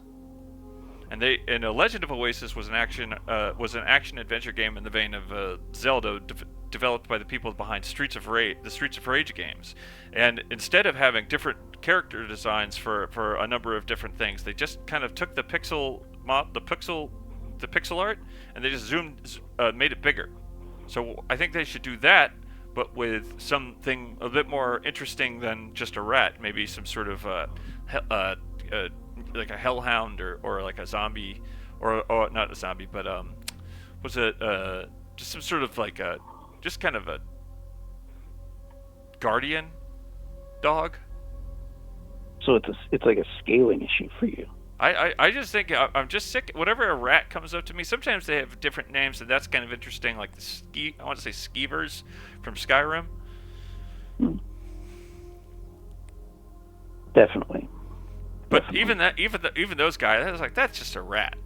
But you could make this thing a lot more. If you gave it some sort of interesting, like kind of human hands, or like a hybrid. Or a hybrid, yeah, exactly. Sort of like a so a lot of these people have funny hats, so you could give them a cool outfit or a funny hat. So when you search them, you're not just getting rotten meat, you're just also getting cool clothes that you can sell to the clothing store. Yeah, like maybe a hybrid between a rat and a dog, and you could like loot. Sometimes it's rat meat, and sometimes it's dog meat, depending on which part of the animal you got left with. Well, thank you for your call, and best wishes to you on this most third 6 to 7 out of 10 game reviews stream that we have done here on EGI2. Let's check in on this. Let's check in on a little bit more on the attributes of Arcania Gothic 4 here on EGI2 6 to 7 out of 10 game reviews 3. Caller. Hi, it's Gio from Texas again. Gio from Texas. What are your thoughts on Arcania Gothic 4 graphics? Do the spells dazzle the sentence? And this is I want to reiterate here. This is official language from somewhere. Spells that dazzle. Where was that? Dazzle the senses. Dazzle the senses. There it is. Yep. I have to say I'm not a big fan of Arcania Gothic 4 so far. And why is that? It doesn't look good. I mean, the graphics aren't great. They're very polygonal, very kind of blurry textures, kind of like you were saying, kind of uninteresting characters, like just rats. Well, I didn't not say even that. I believe Cody from Florida might have said it. No, like you were saying about rats. Like they're not even like a dire rat or a wolf or anything. It's just like kind of uninspired. I saw on Wikipedia, it says, possibly breaking news, Wikipedia says that they dropped the Gothic 4 from the name at some point. So they just started releasing it as Arcania. Instead, it wasn't even part of the Gothic series. But they added it in later. Did they add it in, or? No, it says originally Arcania Gothic 4, and then they dropped the Gothic 4. So they got embarrassed by it. But what is the... You're on Wikipedia right now. This is breaking news. We don't have the breaking news button for some reason. See if I can just put the breaking news button in there. Keep talking, caller. Yeah, I'm looking at Wikipedia. It was released later as Arcania: The Complete Tale. Lots of like re-releases, and like you can get it on Steam now, or Windows at least. But they like kind of hid that it was part of the Gothic series, because like the other caller was saying, different people. The mechanics were different. It's just kind of a generic open world game. The spells so far do not dazzle my senses. There's just kind of large farmland there. Field Raider. I guess the Field Raider is interesting. That's kind of like a variant on a roach or a mantis. What do you think about the Field Raider?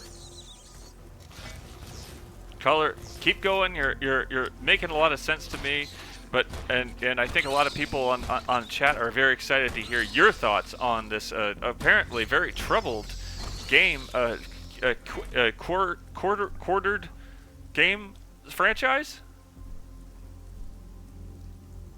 Yeah, it's a troubled. It sounds like the franchise is not doing too well anymore because the studio's having trouble. This game just does not seem all that interesting. I liked Risen 2 more. Risen 2 Dark Waters seemed more interesting. There was more dialogue. There was an interesting pirate. I might have given Risen 2 maybe even higher than a 6. I feel like this is barely getting a 6 in my book. Barely getting a 6. Barely getting a 6. I mean, we know it's getting at least a 5 or a 6, but I know that the whole joy of the 6 or 7 other games is you pull up stuff that you might not have played, but there's still value in them. Where you can love this game even if it's not like the greatest thing in the world. But I don't think I would want to play this. Oh, breaking news! Well, thank you for your call. Thank you for your call, caller. I mean, that was what a wonderful way to express yourself. By I think that we're all kind of trying to wrap our heads around the Arcania Gothic 4 story of its development, and of course all of us are still reeling from the whole thing that happened with Frogwares and the Sinking City, and that dispute between publishers and developers as it went there. I hadn't heard of that. I know the stuff like that does happen. I hadn't heard of that story. I do see that there's this Gothic franchise that a lot of people like, but they didn't like Gothic 4, and I think I kind of agree with them. Well, thank you for your call. There's no anti-aliasing. There's generic models. I don't know where you got this text from. I think maybe you snuck it out of Adult Swim before you left, because maybe that's what the secret is. But whatever the text is from, I agree that it's kind of a letdown so far, except for the spells that dazzle the senses. Maybe some of the spells dazzle the senses. I don't know that all of them do. Which spells do you think dazzle the sense? We haven't seen much spell work here so far, but let's just take a wild guess. There was just a spark spell, so maybe that dazzles the sense. Yeah, there was a fire spell earlier that would not dazzle my senses. This electricity that they're using on the Field Raider roach, I think that gets closer to dazzling. That's like, I think the roach is definitely dazzled. The roach is definitely dazzled. Yeah, it's kind of bright lights. I think so far, if I'm going to rank them, the spark is the most dazzling. The fire is the least dazzling. And the ice, I know of course, there's the often maligned and often looked over ice spell, isn't there? They're usually. I'm just going off what I see in the gameplay footage here. There's often an ice spell. There's sometimes an earth spell where you like just throw rocks, or a dark spell. Plant spells. You often see plant spells. But so far, I'm just seeing the shock. I'm just seeing the fire. I know some games have spells, or Skyrim has shouts that let you like change the weather.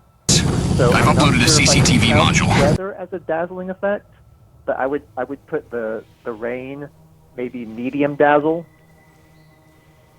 Oh, something's happening in the footage. Oh no, we're back.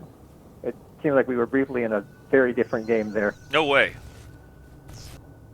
That didn't happen? That didn't happen. Okay.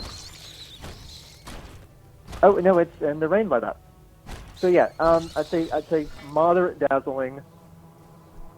I do like the Field Raiders. I do like the interesting bug designs, and they stand up on one leg like prairie dogs. That's pretty happening. That beehive? Oh, we're collecting beehives. I see. So collecting beehives, that's a solid 6 to 7. Well, thank you for your call, and of course the sun is out. The bugs are alive, and they're all being complete. They're all of them have come to the conclusion of their lives at the end of the stick that our protagonist, of course, is using with which he uses to dispatch them as well as he can after going through the many stories and the many chapters of the story that we could only assume in this game that I believe has about a 30-hour main quest. So that's fantastic, and fantastic value, especially if you can catch Arcania Gothic 4 on sale, which it often is, for as low as and get your pens and pencils out for almost as low as $2.99. $2.99. So it's a fantastic way to just explore a different universe, to look at different porches and hats and see where the loading screens are. If you're a fan of anything that I just mentioned, or if you're a fan of the caller, who was the caller? So basic cost analysis. The EDI2 says watch. EDI2 says basic cost analysis.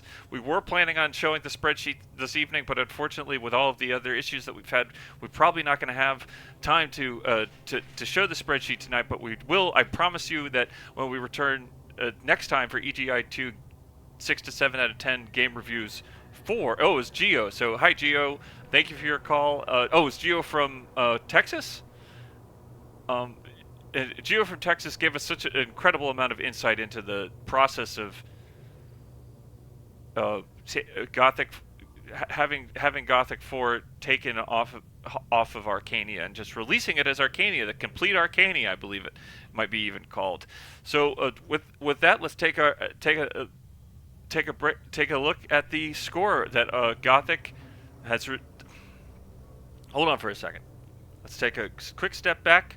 Let's gather our thoughts, because EGI2 6 to 7 out of 10 game reviews 3 is about to give its official score for Arcania Gothic 4, and I think that a lot of you will be surprised, or not that surprised, that it is in fact. My light is red again, Marco, because Allan has left us again to go back to the bathroom.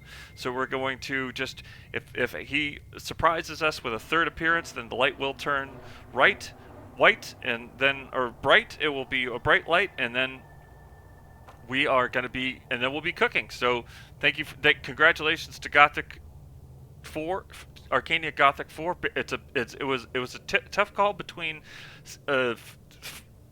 6.1 and 5.8, but when the rubber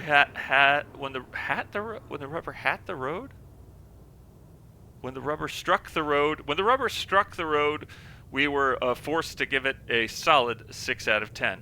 And with that, we will go to our final game review of the evening. I have great admiration for what we're doing here and how much the buttons seem to be working now, and we will start the game review for Hydrophobia right now with an introduction to Hydrophobia. Hello everybody, and welcome to the showcase for Darknet, the new developer feedback system we've built into Hydrophobia Prophecy for Steam. This is a really exciting feature for us because it allows you, the player, to give us direct feedback about your experience throughout the game. At any point, you can select Dev Feedback from the Pause menu to rate your current experience under a number of different criteria: graphics, gameplay, sound, and so on. This data is instantly uploaded to the Darknet system and appears to us as a tag in the game world at the exact location you were in the game when you submitted it. This is a view of Hydrophobic Prophecy within the Infinite Worlds editor. Each of these dots is an individual player's feedback: green where you've voted something up, blue where you've voted down. So far, the results have been quite staggering, with thousands of data entries being received within the first day after launch, creating a fascinating impression of players' collective experiences throughout the game. However, the whole point of Darknet is to look for concentrations of blue feedback and work to turn them green. The real-time editing and procedural technology of Infinite Worlds makes it extremely efficient for us to deliver micro-updates, and we're committed to acting upon the data we receive to make a better experience for everyone. In fact, we've already addressed several issues and updates released so far, such as adding extra checkpoints where players felt they were needed. Now for the really cool bit. With Infinite Worlds, we can drop instantly into the game world on the target platform, in this case PC, and view all the Darknet data points from within the game. And best of all, if I want to know exactly what a concentration of data points are referring to, I can just drop the character in and start playing. We think Darknet's the ultimate tool to allow players to directly communicate with us, the developers, and build an inclusive community-focused game where you have a real say in how we improve it. But this is just the beginning. We've got big plans for Darknet, and we can't wait to share them with the community moving forwards. Hydrophobia, of course, was originally released on Xbox Live Arcade, but made its way to most digital storefronts, and of course was re-released in some form, with some minor tweaks to the game to make it a bit more pleasurable to, as Hydrophobia Prophecy. Caller, you're on the air. Was that was Prophecy a sequel, or was that an actual re-release of the original game? It looks like Prophecy is actually a re-release they specifically did for Steam. So they wanted to put it on PC. They had the water effects everywhere, and they said the thing looks rough on these on Xbox Live Arcade, but let's bring it to bigger, better hardware, and let's elevate it with the power of new cards, more video RAM, and the Steam community. Indeed, I kind of can't wrap it around my head though. Like, what can he do with water in the limit of the confines of hydrophobia? I can't. It's a little mind blowing what they're doing here. Well, the idea, of course, was that you would have a game that reminded people of these classic third-person shooters like Extermination and a lot, but mostly rather than focusing on a dry situation, you had to be quite wet because of all of the water that came into the ship. Oh, I gotta give this game a try myself at some point. Actually, it's $5 on Steam. I guess it's $5 forever. I don't know if it was on any Steam sale, but I mean, I guess that's kind of breaking news. If no one has had the opportunity to get this game, it's probably Steam Deck verified. So, yeah. Is there? Well, let's check that right now while we're on the air. If you've got this Steam store page open, does it have what's the mark? Take a look. Hydrophobia Prophecy. Oh wait, crap! It says unsupported. Unsupported. So if you're planning on getting Hydrophobia Prophecy for the Steam Deck, wait a little while longer, because Steam, of course, is working its way back through its catalog, verifying if games work as they go. And I feel like there have been a few unsupported games that I have gotten to run on the Steam Deck, but obviously if you're purchasing a Steam Deck specifically for Hydrophobia Prophecy, what we would like to say is hold back. Unless you know your ways, because I've seen people run really old games on the Steam Deck, but I mean, that's fair. If you want to wait Good to wait. If you wait, it's patience is virtue. Caller, who are you and where you're calling from? This is Alex from California. Zach from California. Alex. Zach's. But yeah. Sorry, you're breaking up. Alex. Alex from California. Yeah, oh, absolutely. Yeah. I was wondering if it was Alex from California. Okay, so Alex, your thoughts so far on the evening? How do you think things are going? Is the show working for you? Is the sound okay? Yeah, I think the show is in the best state it could possibly be right now. We've reached the apex of tonight's show, hydrophobia, and I wish I could spend time and sit down with an RPG, but something about hydrophobia is so intriguing that I think I'll probably buy it tonight. You're probably gonna. That's breaking news. Breaking news. Alex from California is planning on buying Hydrophobia tonight on Steam to play not on Steam Deck, but on the Steam on his Steam PC. Indeed. Did you get? Remember when Steam tried to make its own PCs for a second there? Yeah, the Steam machines. Those things are weird. Alienware had one. I think Gigabyte had one. Actually, I mean, I guess that kind of lives on with the sponsors. Your sponsors, the mini PCs that are. Future Simba said it was actually called Steam Box. Yeah. That was the earliest name that they've had, but yeah, what did you say? Their energy lives on within those your sponsors of the stream, the mini PCs that can emulate games, or I forget the exact name. But I do think those are a lot like. I do think that we are going to start working our way back to that, because I think that now that the Steam OS that's on the Steam Deck has gotten so intuitive that people are going to be willing to just go ahead and install that on these mini gaming desktops. That's right. Yeah. When you come full circle, they say that this year could be the year of Linux for gaming, but I don't know. I think there's more to it than that. Well, it's funny that you say that, because I was just watching one of these reviews of one of these newer retro platform handhelds. And they had they were saying that you could dual boot it with either Windows or Ubuntu. Ubuntu? How do you say Ubuntu? Ubuntu. I guess it is. Yeah, Ubuntu. I think is the official pronunciation, but yes. Which is also how, if you want to get, fun fact, breaking news with this is that if you are able to install Ubuntu on a Chromebook, you can actually get your some Steam library games will run on Chromebooks. Yeah, I mean, you can even run even more than that now. I believe so. Unbelievable. Thanks to the Steam Deck. Yeah, it's pretty wild stuff. But if I could mention some, I think, yeah, just judging by what you've shown of Hydrophobia, I have a feeling. I don't know. I think this could be a 7 out of 10. Do you think this could be a 7? The original, but this what we don't and what we have not revealed is this Hydrophobia prophecy, or is it the original Hydrophobia? And will that affect its score? Oh, indeed. Yeah, that's a good question.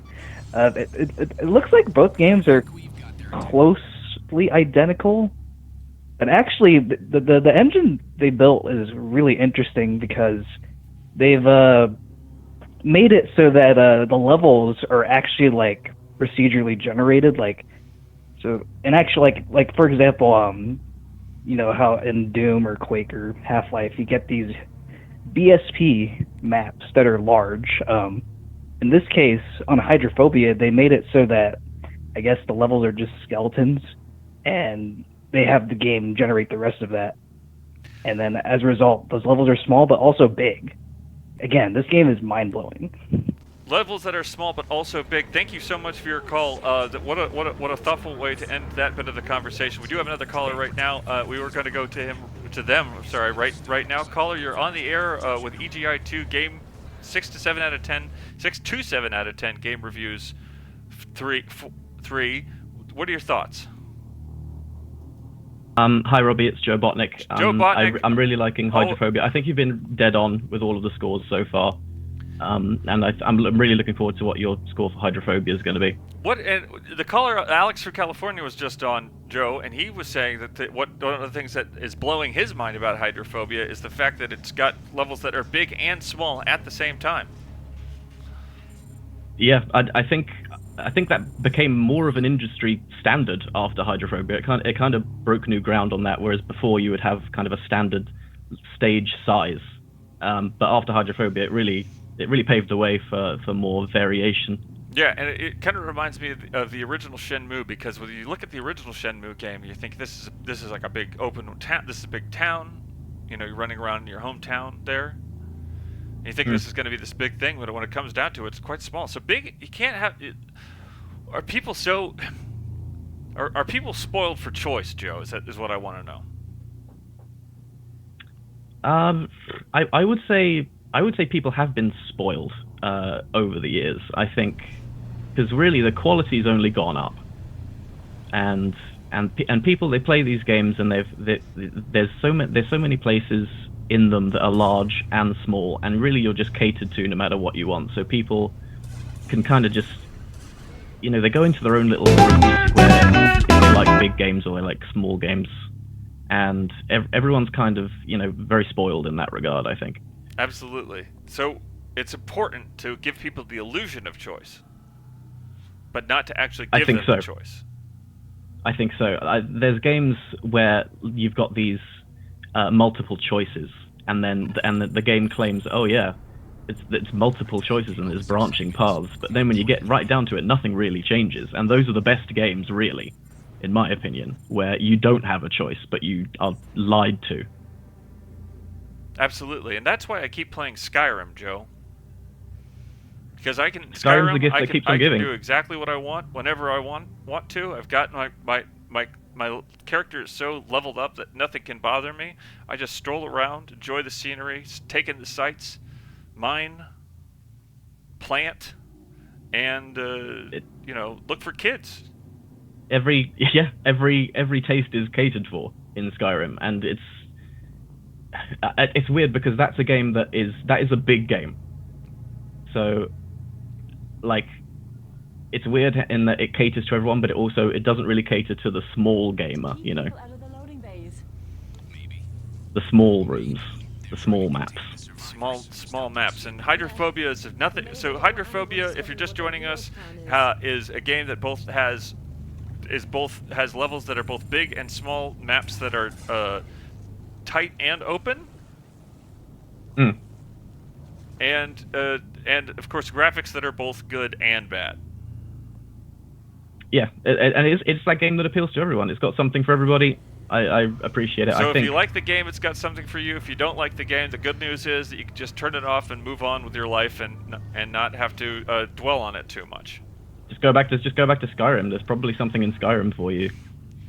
And that's the one. And honestly, that's did the color just change again? It did a bit. You've gone orangish. Give me 1 second. Let's figure. It's nightlight,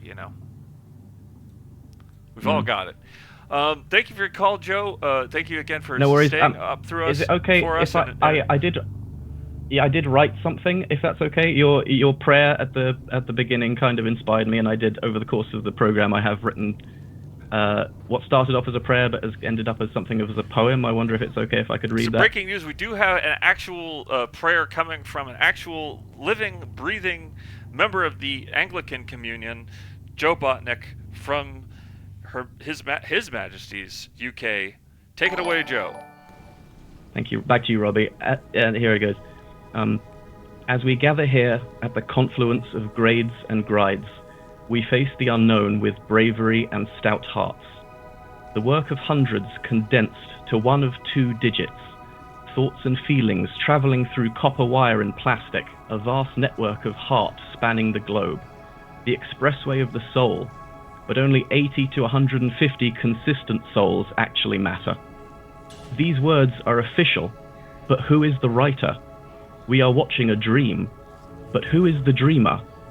The dreamer is Scott from Pittsburgh. Feel the holy majesty and artistic splendor, and add it to the spreadsheet for future reference. Dig deep into your taste profile, the dopamine algorithm. All criminals should be killed immediately. The sinew of a video game, stretched thin for our harsh words. The fiber of the spirit, forced out of Allan's body at high velocity. Breaking news.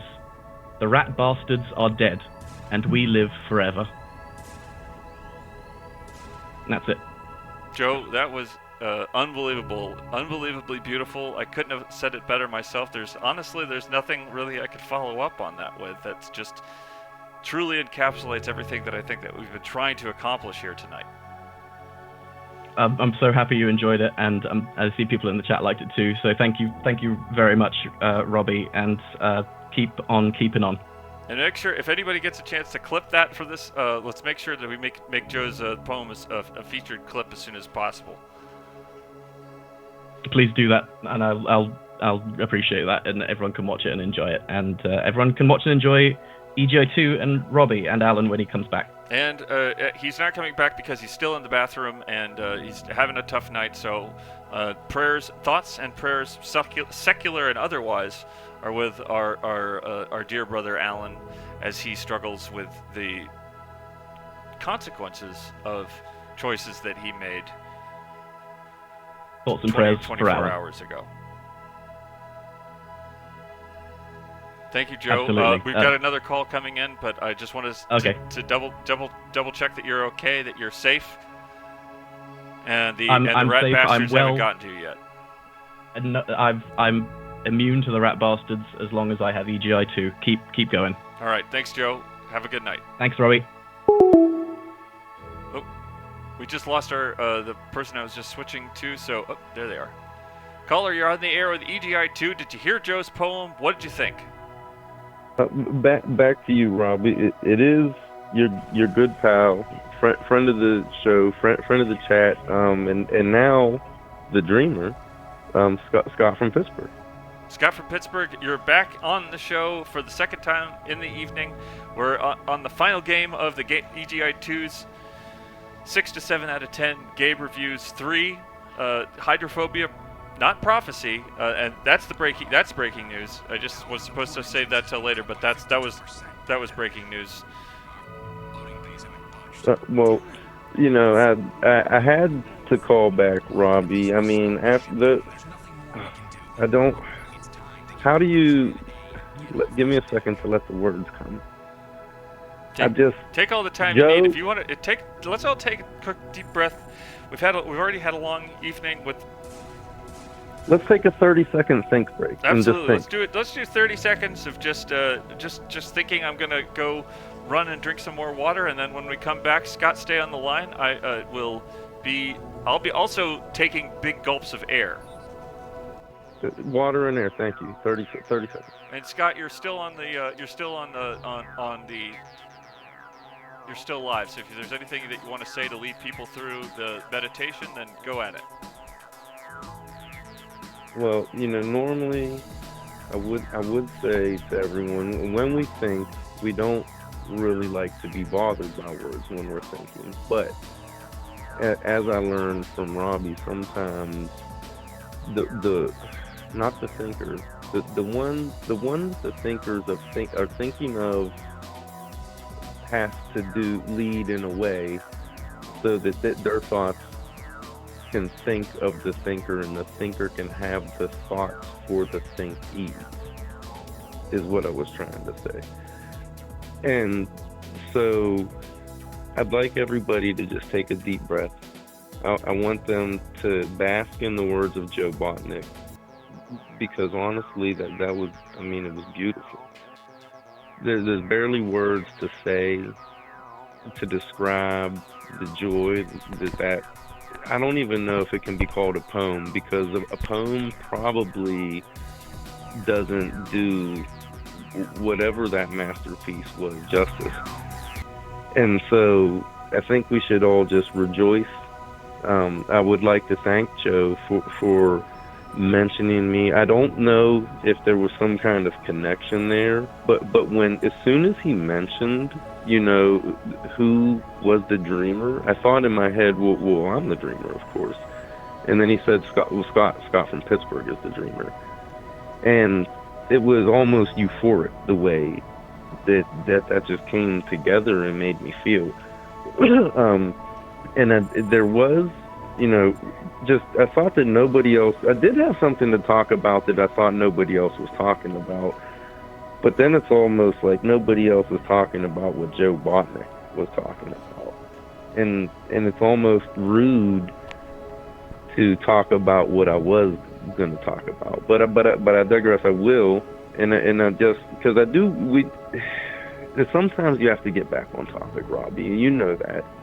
And I do know it, Scott from Pittsburgh, and it's important to make the distinction that you go between these states of dreaming, whether it's playing games or just sitting alone in a space and finding your mind drift to places far and near, or stomping your foot a couple of times, bugging your eyes out, and then getting back to the job at hand. Well, sometimes you have to pretend like you're on the set of a Freddy Krueger movie. Well, maybe not on the set. Maybe you have to you believe in Freddy Krueger, and you're in like a Freddy, and you have to stay awake, and you have to get back on track.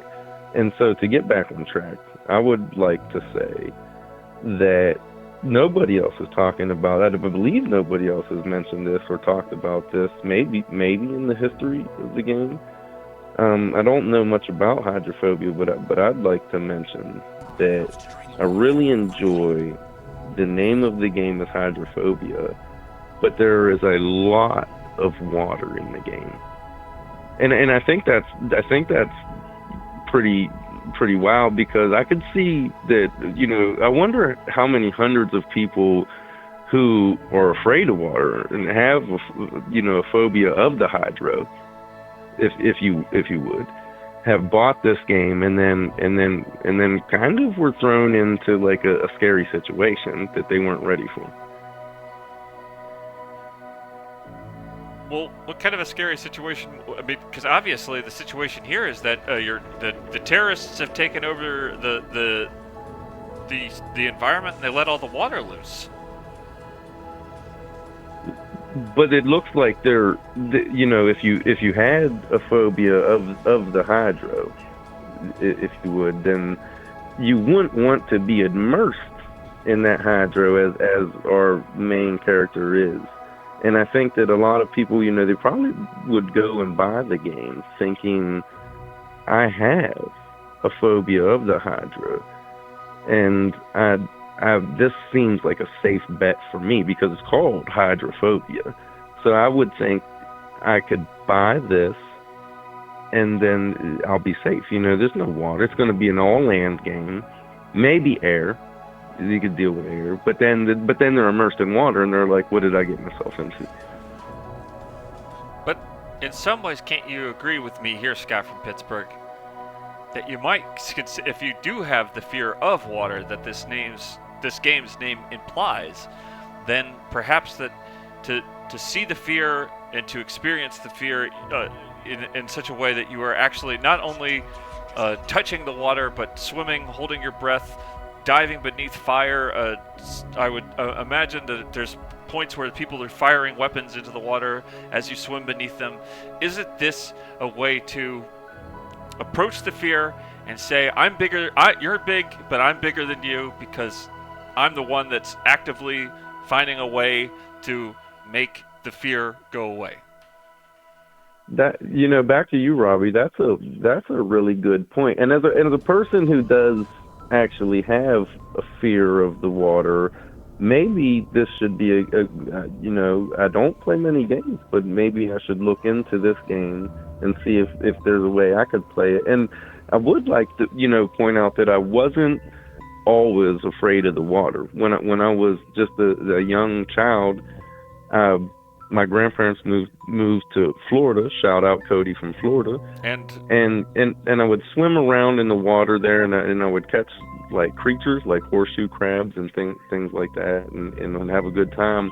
And then one day in the grocery store, my grandmother, she bought me a book on all the creatures in the sea. And it wasn't a good book, Robbie. It was a scary book. And I was young. I was like 11, 12 years old.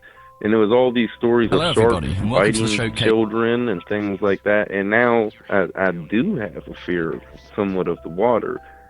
So maybe I should look into hydrophobia for a kind of shock therapy, maybe. Absolutely, and after you've gone through hydrophobia, you could maybe take once you've conquered your fears in the confines of the universe of hydrophobia, you could take those fears and you could conquer them yet again, and say something like the universe of the Subnautica games, and then once you've gotten through those in one piece, emotionally speaking, you could go on to something like Abzu and just enjoy the space, the virtual space of the water for yourself, fear conquered, and then next time you're visiting family in Florida or wherever else you are, there's rivers in Pittsburgh. Maybe you dunk yourself in those, and then that's how you do it.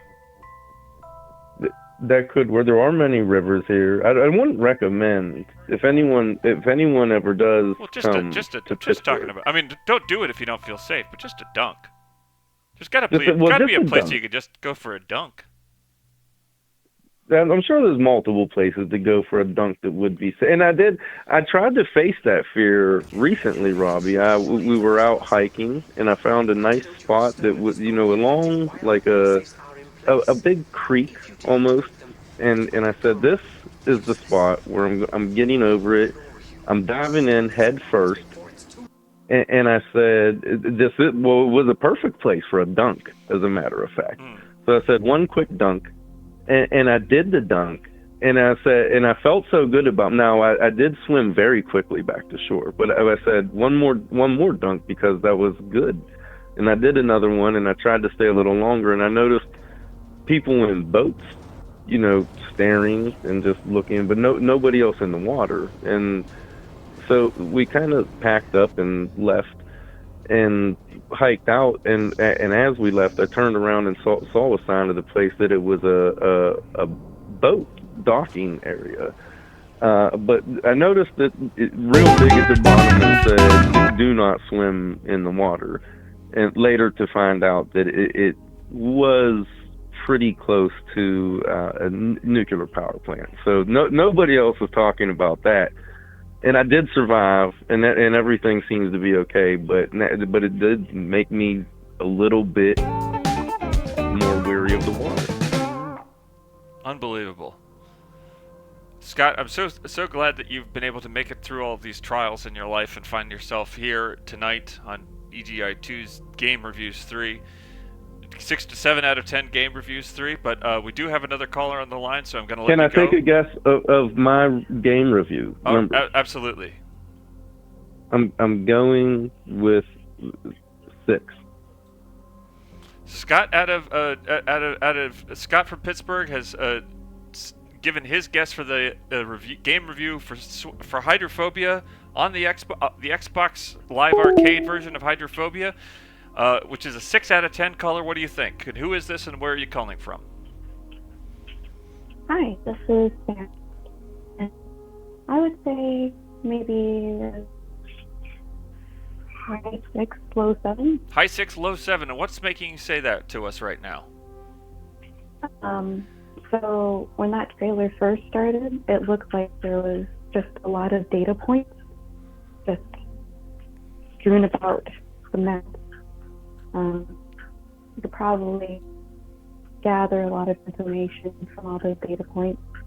I think the value of the game might be a little higher than even another game that didn't have those data points. Interesting. So you're saying that because of the amount of thought that went into creating a way for people to tell the people making the game using data points that players themselves dropped into the game, that those data points would have been used to make a greater game than what may have been without the data points. Oh, we lost the call. Sorry that we lost. Sorry that we lost you, but we do have another call coming in. Caller, you're on the air with EGI 2, 6 to 7 out of 10. Game reviews 3. What are your thoughts? And where are you calling from?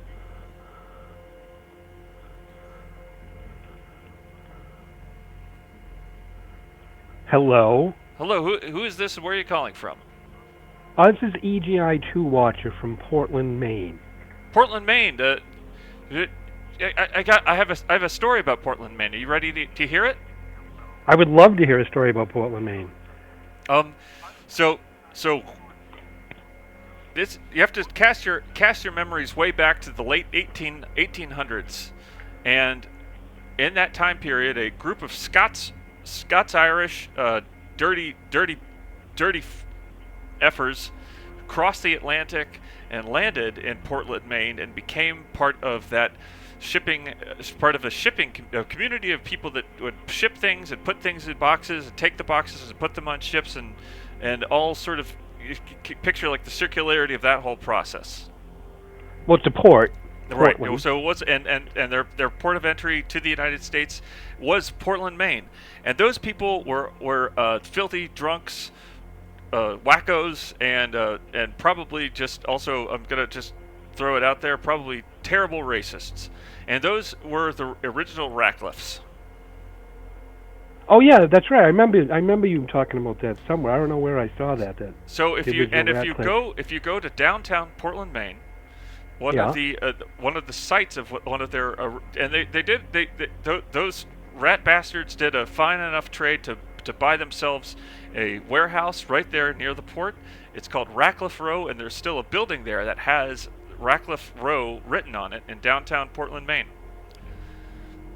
Well, if I use smartphones and I had one of them fancy cameras, I would go there and take a picture of it, but I don't, so I can't do that. Well, don't worry about it. It's there. If you ever find yourself, maybe I remember there's a small movie theater in downtown Portland, and if you ever find yourself seeing a movie in the theater and then strolling around afterwards, you might chance upon Rackleff Row and think to yourself, well, all those people, that whole freak show family survived and made a living out of the old 19th century situation that they found themselves in, and 100 some odd years later, their ancestor is, or wait, what am I? What's the opposite of ancestor? Descendant. Descendant is here live on twitch.tv/EGI_2.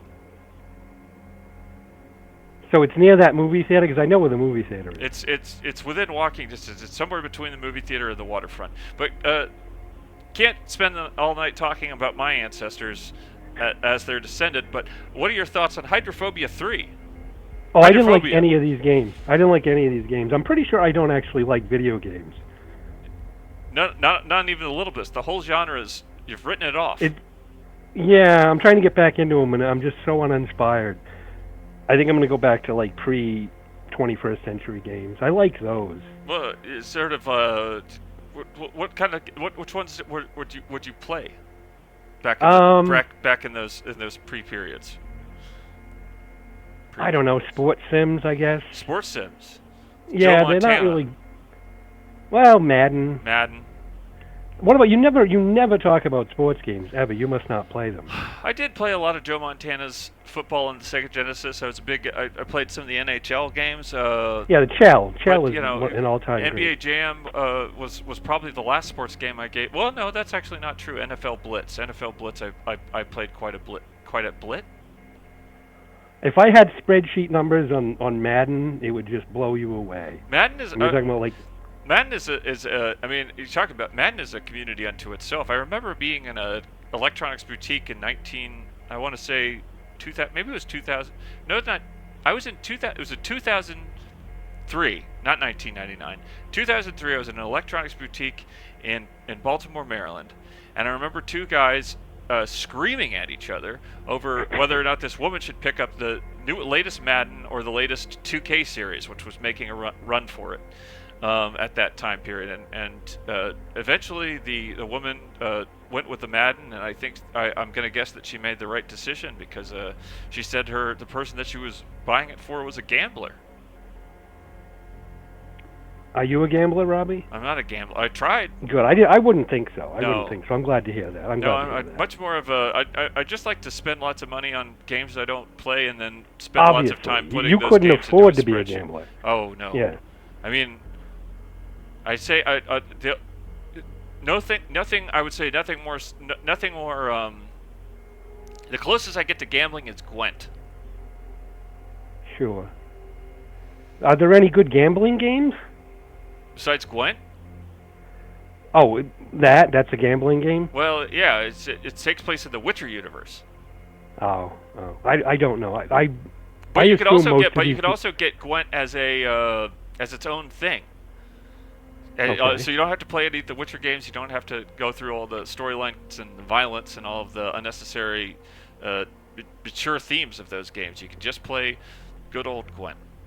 But what about like when you pay a game and you pay and you get the government said, wait, that's gambling. You can't do that. Oh, you mean do you get a cashback?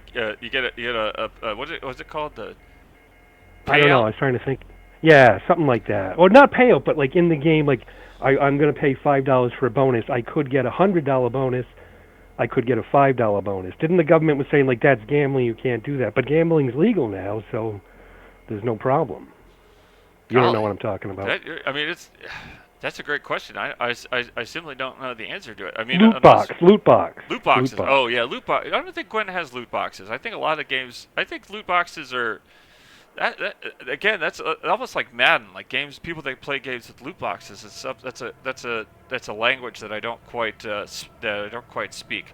And much more. Yeah, that's funny. That's the one hole you have is just sports games. Because I've made you mention them now, but you've just never mentioned them on your own. But I want to say recently I have played a sports game, and I'm struggling to remember the name of it, or what sport it was. It wasn't FIFA. I would have made a note of that. See, my thing is I had older brothers, so there was always someone to play a sports game with. It's such a difference playing AI and against. Oh, they say sorry. Someone says that Gwent does do loot boxes, or Gwent is a loot box, huh?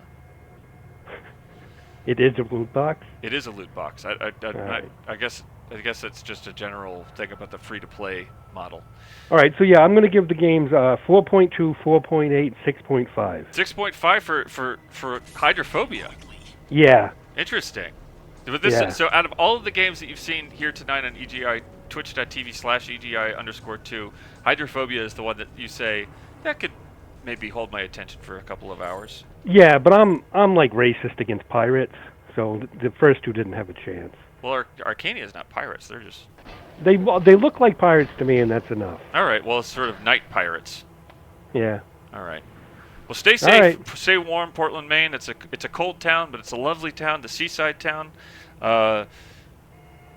Lovecraft. Yeah, I'm gonna look into the history of the Ratcliffs in Portland. Those dirty Scots. Those dirty. I'm gonna look into that, and I'll Irish, present a report. I think that there's a Lovecraft story where the protagonist spends a couple hours in Portland before he gets lost in the woods and goes nuts. Well, plenty of Stephen King stuff, sure. Well, he mentions it pretty much in every book. Well, thanks for your call. All right, and, Robbie. I really appreciate the scoring and also the thoughts about the sports games and the loot boxes and whatnot. But if you're thinking about gambling, I would say let's keep it clean here, folks, because gambling is an easy way to make a lot of people unhappy very quickly. It ruins sports, it ruins video games, it ruins lives. Thank Goodbye. you for your call. Good night. Whoop. What happened? Okay, so great call from the caller. A lot to think about when it comes in a way that, and I do want to just say address this right now, is that in a way what we've been doing here tonight is in a way kind of drawing people in with the idea that they might be able to. It's almost like a lottery where you guess a number and maybe you get we don't give cash payouts. We don't give any sort of. Nobody's getting any monetary kickbacks from Piranha Bytes to whoever to Deep Silver or the makers of Hydrophobia. So with that, I just want to say thank you to everybody who's called in tonight. Our final game review score of the evening goes to Hydrophobia, and that score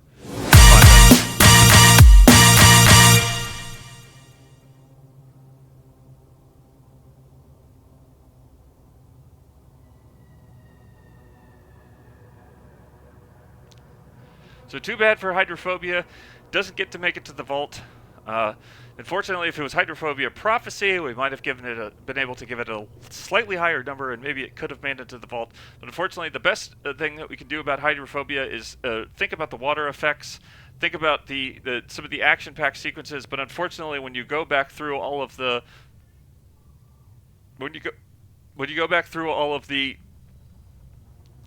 aspects of the game that you see here, then you'll find, I think, that most of these, the pros and the pros and the strengths are outweighed by the cons and the weaknesses. So unfortunately, we have to end the evening with such a sad state of affairs with a 5 out of 10. I can see a lot of people are feeling a lot of emotions about the 5 out of 10 for hydrophobia, but it's just it's not my desire to make people feel upset. But the fact of the matter is that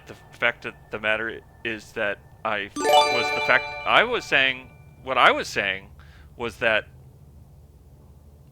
doesn't matter if you like hydrophobia, if you like hydrophobia prophecy, if you like any of the hydrophobia games, then you should feel free to have your own game review score and share it with the EGI2 community, and we'll respect you and nothing will change.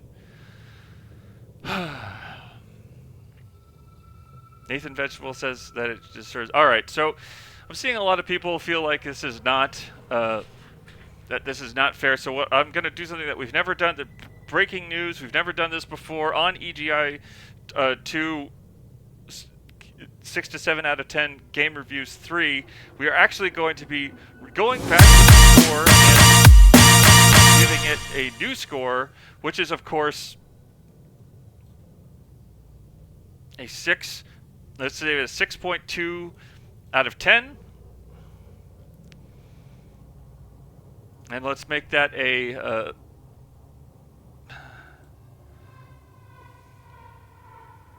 different color so it's easier to see for people. 6.2 out of 10. Opacity.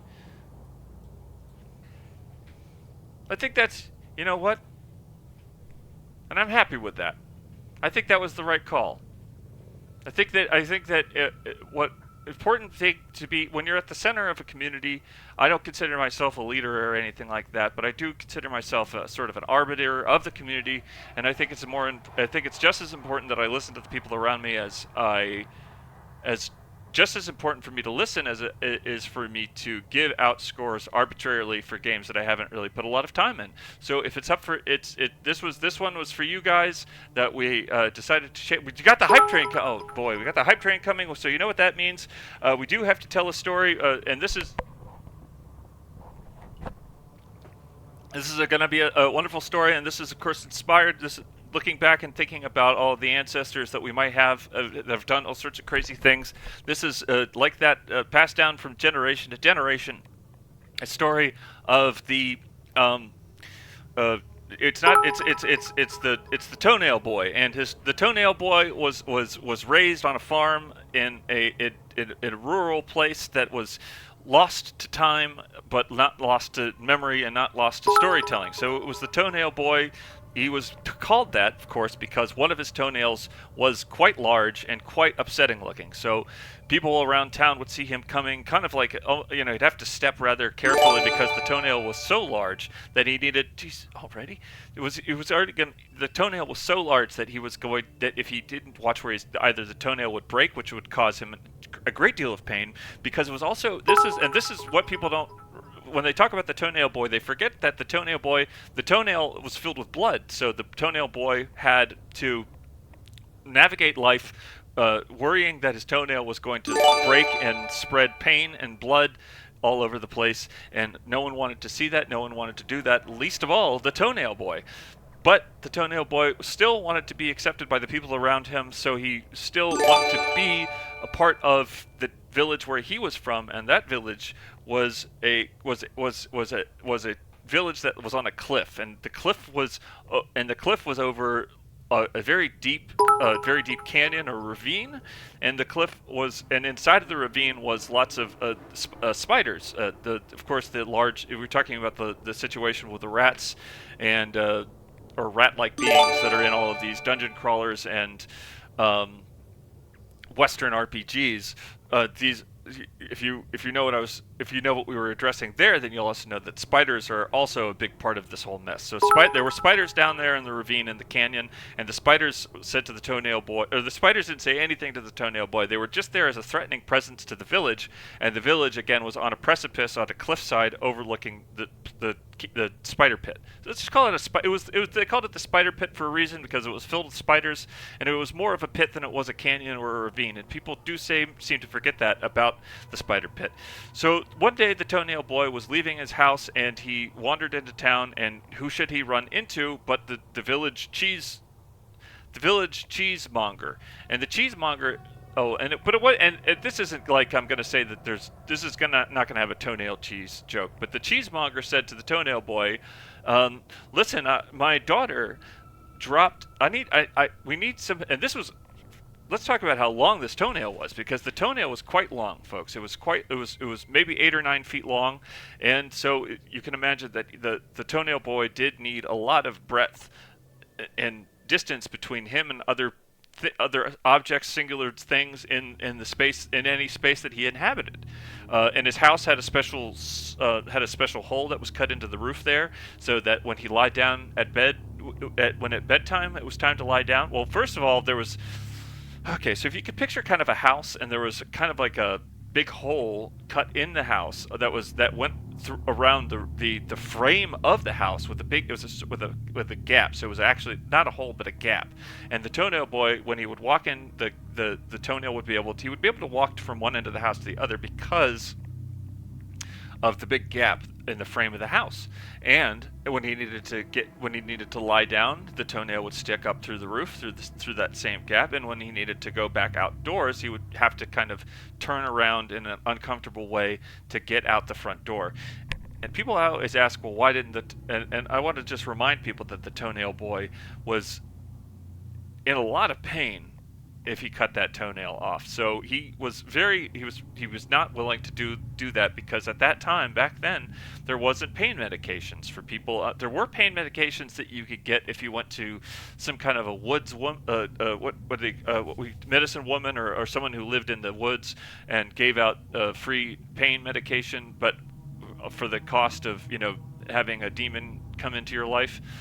So the Toenail Boy was already in a lot of trouble. He didn't want to get into any more trouble, and he wanted to be helping. So the long toenail was 8 or 9 feet long. Sometimes some people say it was 10 feet long, but I think 8 or 9 feet was enough.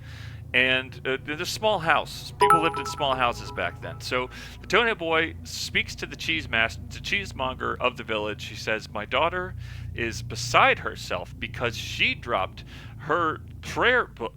We did a prayer earlier at the beginning, at the outset of the show.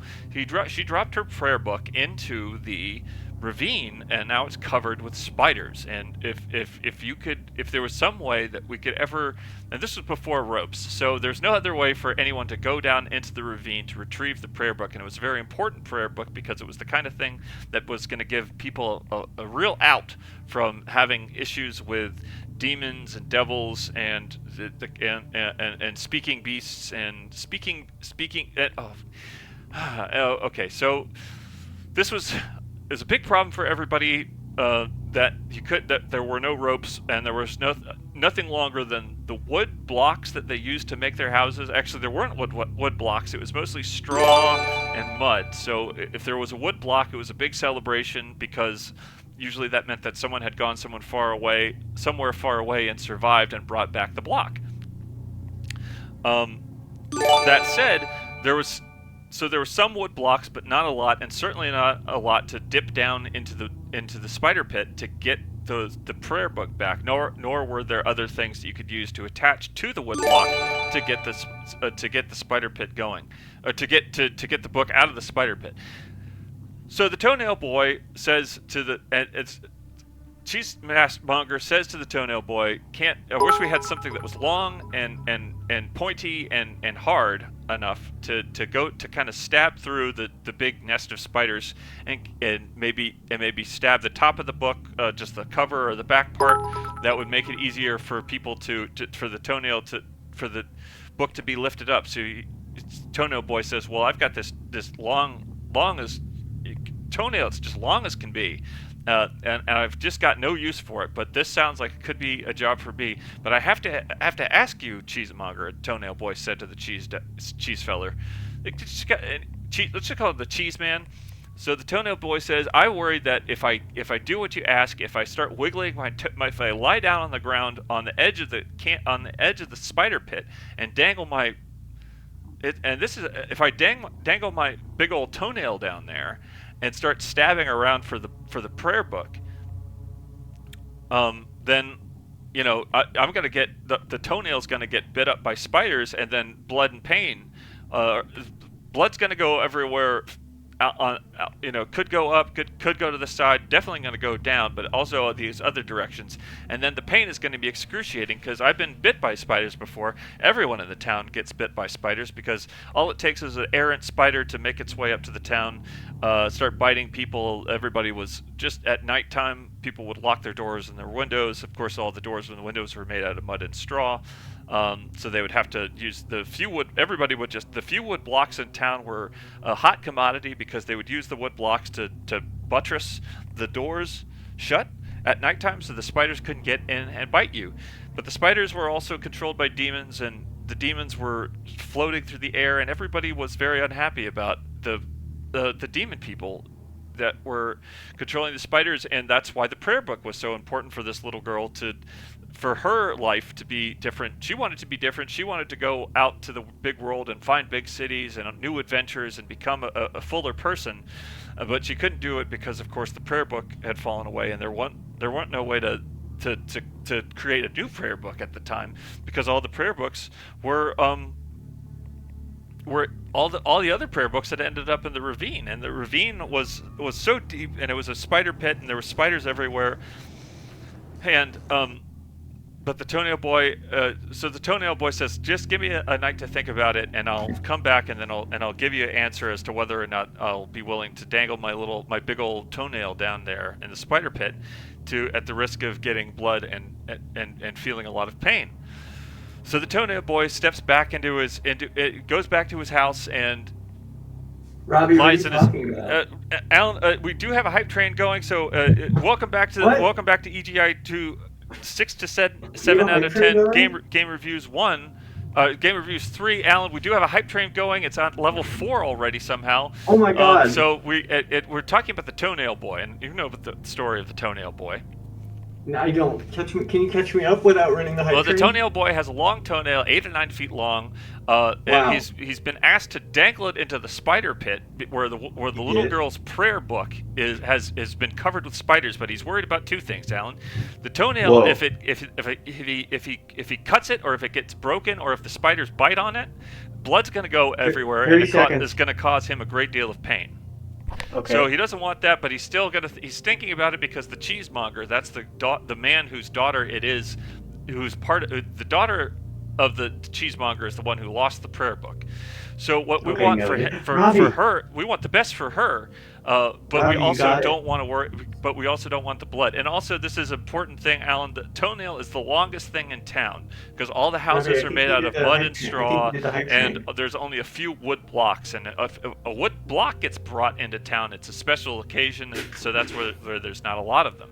But the little girl, and also there's demons in the air. So the toenail boy carefully walks his way back to his house.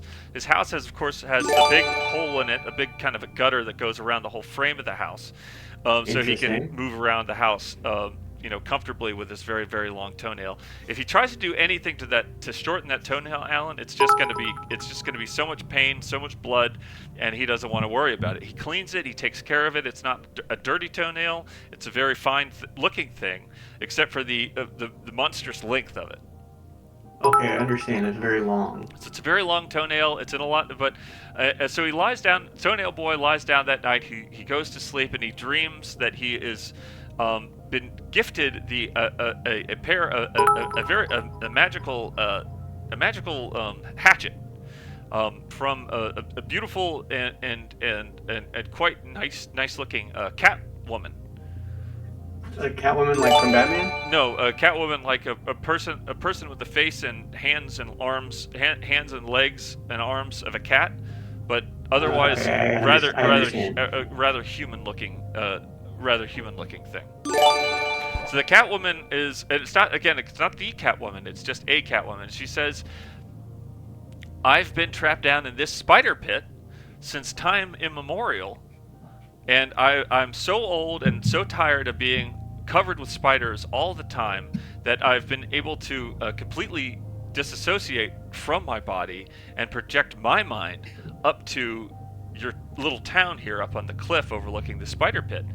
And if you were to do the thing with the prayer book, then I would be willing to help you to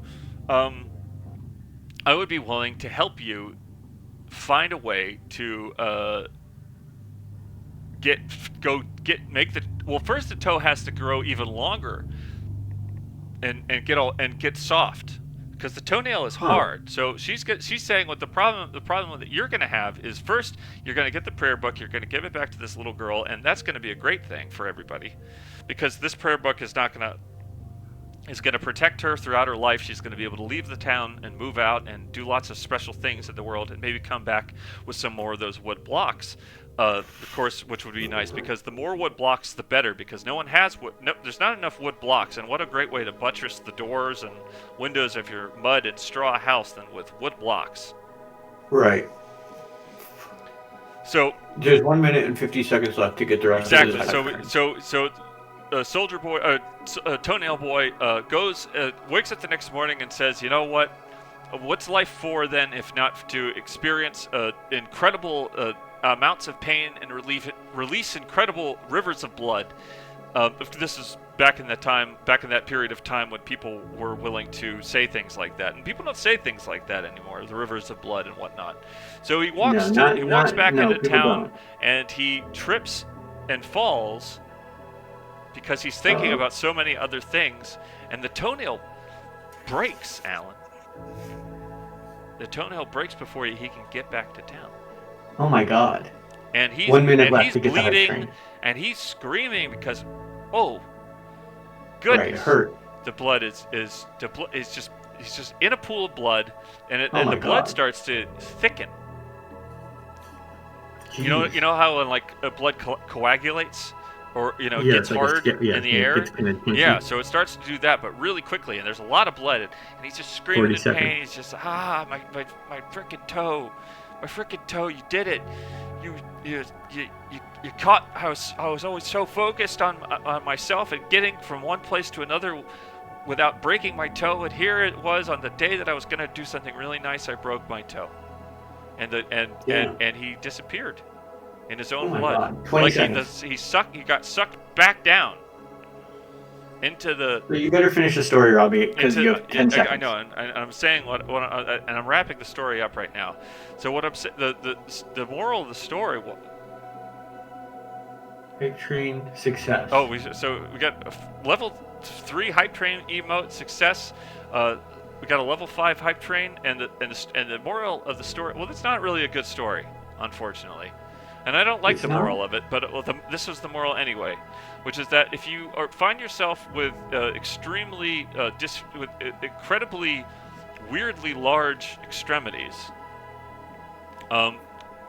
make sure you keep it to yourself, and don't do any favors for anybody, because then you start to find, if you start getting distracted, you're going to get hurt, and then the blood's going to go everywhere, and then you just fall in it and disappear.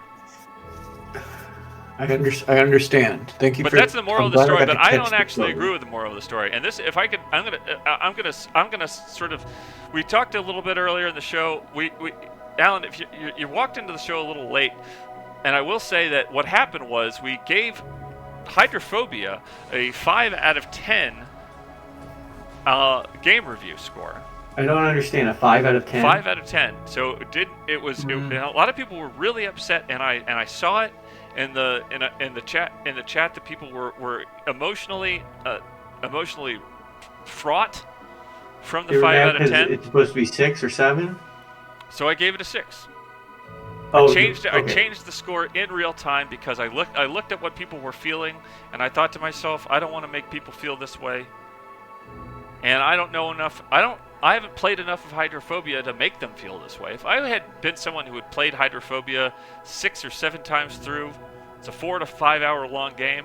If I had spent full 40 hours learning all the ins and outs and complexities and shortcomings of Hydrophobia, maybe I could have stuck with the 5 out of 10.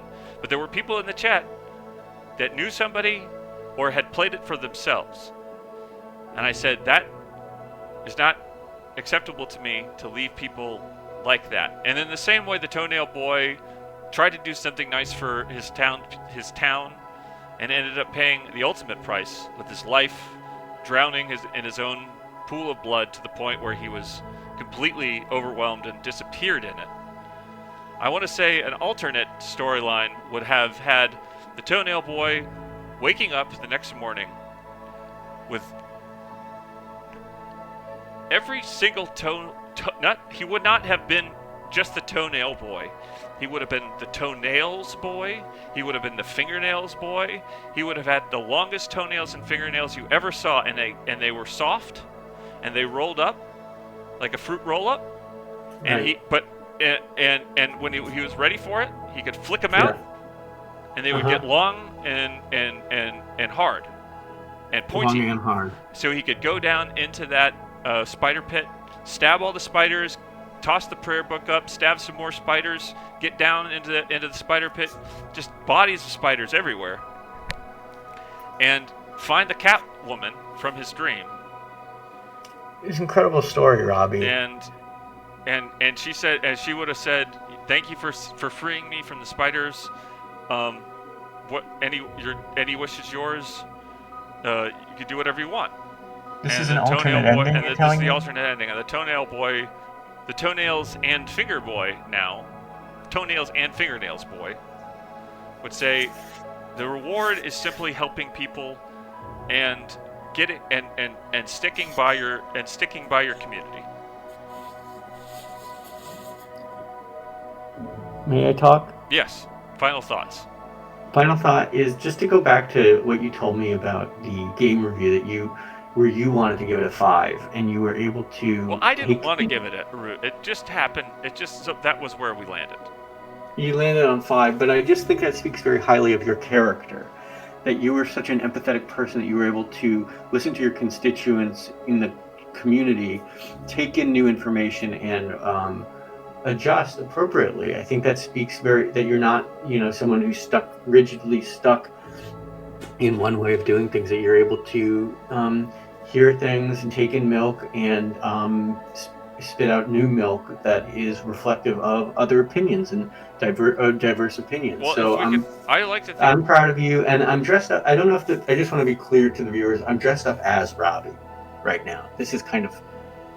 This is me, Allan, as Robbie, but it's still Allan. I don't want people to get confused. Back to you, Robbie. Back to you, Allan. And I wanted to say, just on that, if maybe we could all, it's late for some of us, it's early for others, but if we could all just go into our following day, our next day, with the sort of in the same way that the Toenails and the Fingernails Boy, because in the alternate ending, instead of the bad ending that we did earlier. If we could all just think of ways that we could make our fingernails long and soft so they roll up like fruit roll-ups, but that when our community needs us, we can flick them out and they get extremely much longer and harder because they're stretchy, because when they stretch, that's like the chemical process of stretching. That's what makes them very, very, very like hard and rough. So they're not smooth all the way to the tip. They're very rough, but sharp at the end and sharps on the side when need be. And the same thing with the toenails. I understand. All right, back to you, Allan. Thank you so much. And Yeah, we'll be I'm glad I back. was able to And we'll be catch back that. with EGI2 stream 8. Is it now? Or are we on stream 8? Will be Monday 8 night or at 9. 9 p.m. Eastern time, 6 p.m. Pacific time, and then again we will return the following Wednesday, a week from today, with more 6 to 7 out of 10 game reviews, thoughtfully and we'll try to. We're trying as best we can, and we will continue to do what we can, Allan. That's very beautiful. Good night.